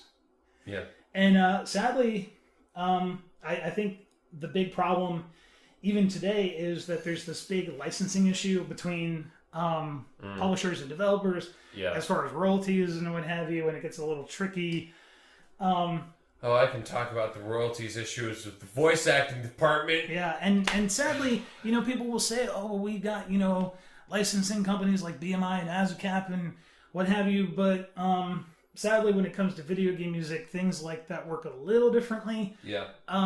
Which is why most broadcasting mediums, at least when I was working in radio, remember things have changed a little bit since I've done that, they were the least bit interested just because it was going to cost them more than it was really worth to do anything about. Right, yeah. Even though, which is a sad reality, as we've seen, platforms like Hitbox, Twitch TV, YouTube Gaming are now becoming big platforms for watching video game related content. And, I almost, but not quite, feel a little sorry for these people who I worked with, because if they had actually embraced some of this stuff and actually did what some of these other people did and actually worked with it to try to bring it to a reality, they probably could have done some really cool things that, although we've got cool things now, probably would have been cooler. Yeah, and I think the main thing that so many people love to watch about with gaming in general, and I'm sure, Matt, you can agree with me on this because of, you did this back in the day with YouTube, with your gaming stuff.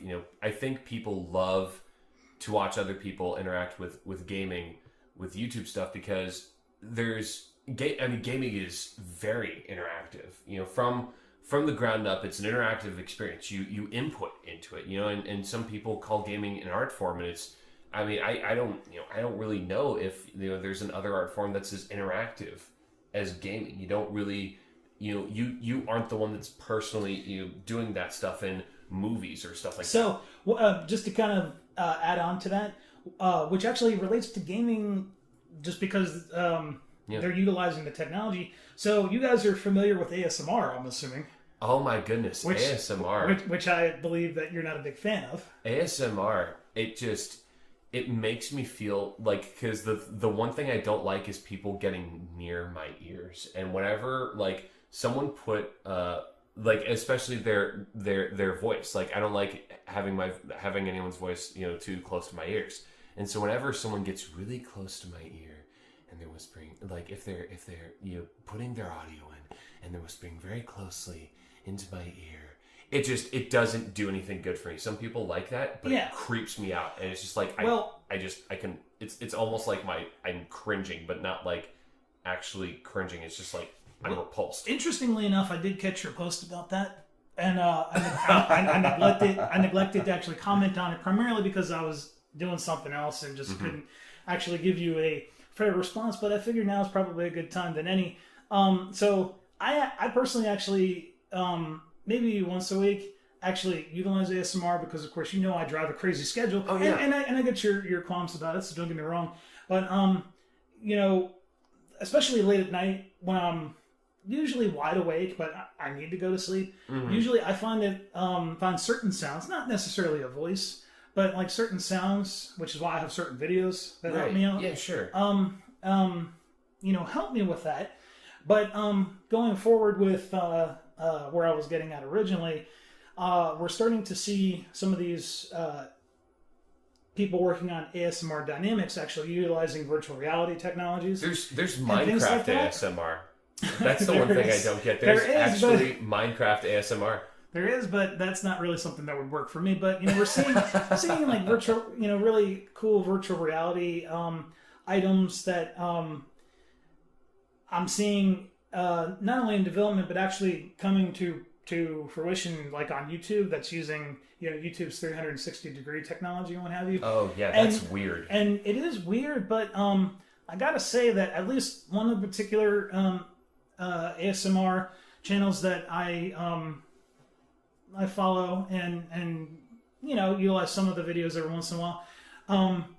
What I really like is some of the interesting content that they have that actually has nothing to do really with ASMR in general. Although some people utilize it as that fact to utilize that piece of content for ASMR purposes, because again, everyone's different, and that might appeal to Matt here, but it might not appeal to you, and vice versa. But some of the things that they've created specifically for the purpose of ASMR, I think is out of this world. So the person that I do follow for ASMR is Ali on ASMR Requests, and she's probably one of the more well-known person who does this. And one of the things that she did, I think back in 2013. ASMR was back around, and I thought it was like something that came out like this year. It's like a lot of things. It's been around a while, but it didn't really gain notoriety for a while. So she's been around for I think she's actually 3 years a few days ago. Yeah. So, but the thing that I really like was she has just such a variety of different things. Yeah. But the thing that I really like about it was her Departure Space Tour series that she did, which I think she's going to do another one very soon. But these are very difficult to actually make, just because of the high quality that she does. Sure, yeah. But so the first one she did was you're basically in a very, very, very futuristic environment, and you're booking a space tour. And of course, there's some mystery behind it too, as far as why you're doing it and where you're going. So you're booking the space tour. I'm trying to remember how long the video it was. It wasn't that long. And then she spent a good portion of the year actually working on the actual follow-up to the video, which was very long.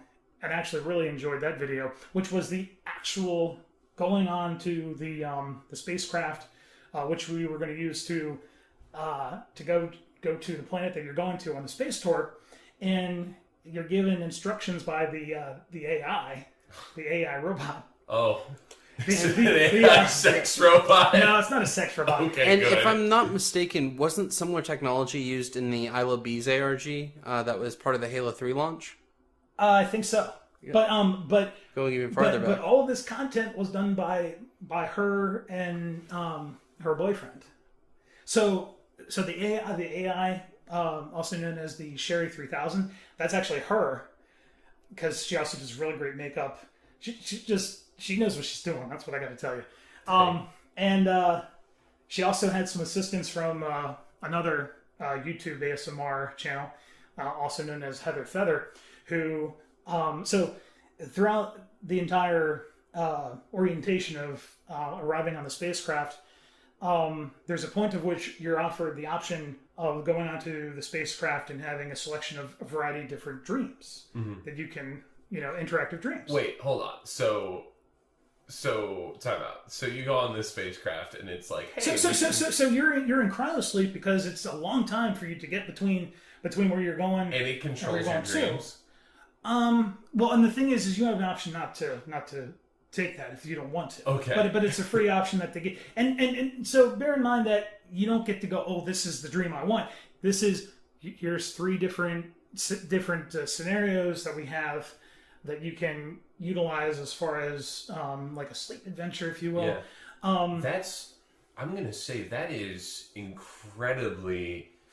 that could be very interesting. And, we were talking about, the advancement of technology, but I can see that also as being very dangerous, because I know for me, like, I am a very, very vivid dreamer. And I know for me, sometimes my dreams are they feel very lucid, and Sure. stuff like that. And I'm always like, and I had this reoccurring nightmare where it's always the same, sort of scenario where there's this, psycho stalker chick who's like, hunting me down, and she doesn't kill me, but she like, basically, incapacitates me in some fashion and goes about killing people. Stalker. Well, I mean, Yeah. although I guess goes to the extreme of potentially killing. Yeah. And the one time I had this dream, and thankfully I've weirdly developed as a voice actor this ability of like my characters that I voice will actually come into my dreams and tell me like I'll have the reoccurring dream of I'm back in high school again. That's hell on earth. Yeah.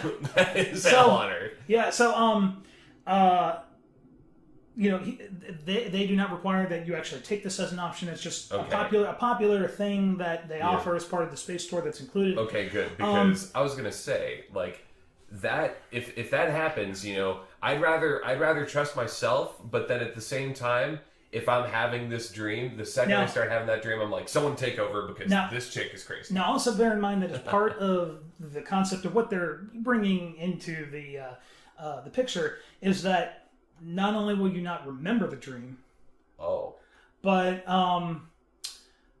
you will not be able to wake yourself up unless your bodily functions are just working on overdrive, and the chemicals that they're using to keep you asleep are not able to regulate your body enough to keep you asleep. But anyhow, so to finish this up, because again this is a very long video, but it's really cool. I like how it's done. So Heather Feather, who is another YouTube ASMR channel, who's I think been around longer than Allie from ASMR Request. Yeah. She was guest on the channel as part of being in the dream, of which she interrupted the dream by basically saying, "We know who you are, and we know you're trying to get out of here," which is a very foolish reason to get as far away from your home planet as possible. Huh. So she makes it seem like, because we don't really know for sure what the deal is, that he's a doctor or a professor that has come up with this great technology that's changed the world, but the people who were managing it, could be investors, we don't know, basically took it for themselves or claimed it for themselves or basically threw him out. We don't really know. Mm-hmm. But we kind of leave off at a very, very nasty cliffhanger where she basically says, you either let me take your consciousness electronically, we don't really know how she's doing it, electronically, leave your body here, because this is the only way that you're going to be able to get out, because there's only one person on this spacecraft, and it's you, and it's set to explode. Oh, well, that's... So we're left with the cliffhanger of the spacecraft going out to space.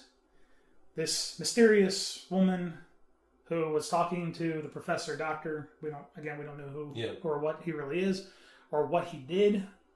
And the spacecraft explodes. Jeez. And again, I think this is a very complicated piece of content to create Sure. when you consider all the other content that she's been creating at the same time. Yeah. So we haven't seen any recent episodes from the Space Departure series, but I have a feeling that we'll probably see something maybe in the next 2 or 3 months, because typically we see something at the very, very beginning, or at least the first 2 months of the calendar year. Mm-hmm. One of the other things that I really liked about her in particular was the fact that she did a holiday series, 12 Days of Christmas kind of deal, where you have a friend that's coming in. You don't know who this friend is, what the relevance is towards the person who's trying to get ready, what the relationship is. And there are varying things that you go through, like a tarot card reading, like how special was this friend to you? What did this person do, if anything, to hurt you? Blah blah blah. Mm-hmm. Next, I think the next item was getting the house ready, getting it professionally cleaned, vacuum, whatever. Picking out a gift at the candy store. for this person, which was, I thought that was a very good video that she did. A very good video. She's very good at acting too. So, I mean, there were a variety of different videos of this nature, but the final one is, of course, I think it was the 13th video in the series, where you actually meet with the friend. You don't see the friend, because the friend is the camera.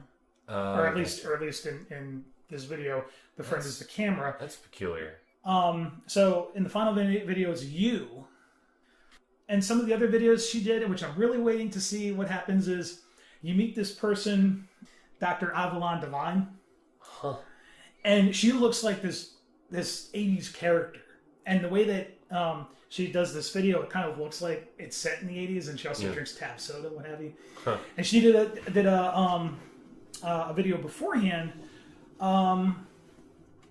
which is where you're doing a glamour photo shoot, glamour shots, and the person who's doing it, her name is Salmon, which is a weird name, and she's a weird girl, but this character Salmon is actually in this other video as Dr. Avalon Divine's star pupil. So you have that weird crossover type You do. stuff. That's interesting. And then there's another episode which I thought was really well done that some people didn't like, but I thought was kind of cool, especially when I thought about it for a little while, where Allie played kind of like a CSI crime lab investigator, if you will.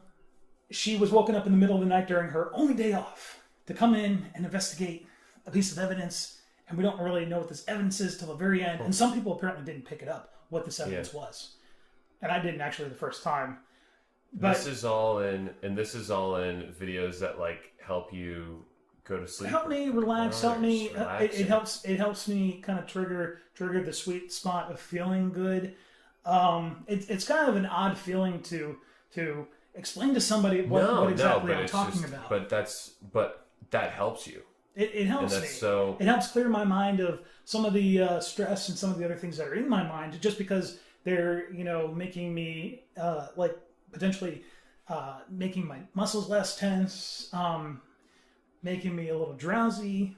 Yeah, but whatever works. But the funny thing about this final video, the crime scene investigator, is she keeps complaining about how this is her only day of the week that she has off, and she was woken up in the middle of the night. She has to be back in like 5 hours. Yeah. And the woman, the other woman who is, I guess, her supervisor, so we assume, she's got this really raspy voice, and she's so sassy. Mm-hmm. And so she's like, could you make me a cup of coffee while I do this? And she's like, get it yourself. And she's like, you wake me up in the middle of the night on my only day off, and you know this. And she's like, fine, hold your horses. But throughout this entire video, she's doing all these things to collect the fingerprint and to analyze it, and at the very end, of course, makes a very hilarious CSI reference with the sunglasses and what have you. And you see that they've determined that it's Dr. Avalon Divine who's apparently done this crime. We don't know what it is. Yeah. And again, the item that I missed, which I'm sure a lot of people missed because apparently people mentioned this in the comments, was the Tab can, the can of Tab soda, which she was drinking in the previous episode. So it's ASMR. It's not going to be something that works for everybody. The triggers that they're using to try to help you in whatever way possible is dependent upon how that makes you feel. It's not going to work for everybody. I can tell you right now, it didn't work for me originally, because I know that when I came into the whole scenario, I was kind of under the whole disbelief, like, how is this going to help? Right, yeah. But much like a lot of things, you've got to figure out what works for you. You've got to figure out what are the things that they're going to be doing that are going to set you off in a positive way, or in a way that's going to help you, so that you can be more relaxed, because that's ultimately what it's all about, being more relaxed. Sure. And I know I was skeptical at first, but I've come a long way. So going back to the original point, they're using virtual reality for some of this stuff now, so that you can actually be in it if you have the appropriate equipment, like an Oculus Rift, for example, or some of the more cheaper stuff. And Allie actually did one of these, and she did it in such a way that you could see it also in 2D as well. So if you didn't have the equipment, you could see what they were trying to do. And even though, of course, when she published this, VR equipment wasn't really available to most people, I thought that was really cool what she did, and especially how much CPU power that really took on her end to actually make that possible, because she actually did it in real time. Gotcha. When she rendered the initial video. Yeah. So it's all interesting stuff that I think benefits a lot of people. Definitely something that can require some patience, of which I know that a lot of people don't have these days, which is why I can understand why it's not for everybody. Sure, yeah. Absolutely. So we definitely had an interesting time on this episode of the VinnyMac's 9 Radio Show podcast, episode 1302. We've been going for a little while, definitely not as long as the first episode. But then again, the first episode was a lot to drop on people coming back from being gone for so long. So on behalf of everybody here at VinnyMac Productions and VinnyMac Interactive and the entire group of people at Game Chumps, I'm DJ Vince VinnyMac. And I'm Connor Jennings. And I'm Matthew Sarossi Johnson. Thank you so much for tuning in to episode 2 of season 13 of the podcast. I have no idea when in the world we'll do another episode. As we said, we try to do it on a monthly basis, but that hasn't happened. We'll make it work. And in the meantime, if you want to try to find any of us, follow any of us, of course, you've got the group's stuff in general. But if you want to find me specifically, I also, not only can you find me on YouTube through the website that Vinny provided, but I'm on Facebook at facebook.com/Tenwug, TENWUG, or on Twitter, you can find me at Jennings_VO. And the URL again was tenwug.gamechumps.tv. Yes. And if you want to get connected with anything Sarossi or have your story be told, hear it to me. I would love to hear you out. Again, tweet out to me at Matthew Sarossi. Again, that's at MATTHEW. And then Sarossi, SURACI. Think Icarus spelled backwards. Tweet out to me. We'll have a nice conversation. I always look forward to hearing anything you have coming my way. And finally, I'm DJ Vince VinnyMac. Make sure to check out VinnyMac.tv. Check out all the cool stuff we have there. You can find all the ways that you can follow me. You can actually listen to the episode from 2 months ago on Mixcloud, and you can see some of the crazy YouTube videos I've done. and remember, I'm not out to set the world on fire with my YouTube videos. You're just out to let it burn? Yeah, why not? I'm all here to have fun, interact with the community, learn a thing or two here and there, which I think we've done tonight. So on behalf of everybody, thanks so much for tuning in. Catch us next time. And until then, keep it real, stay true to yourself, and we'll see you next time.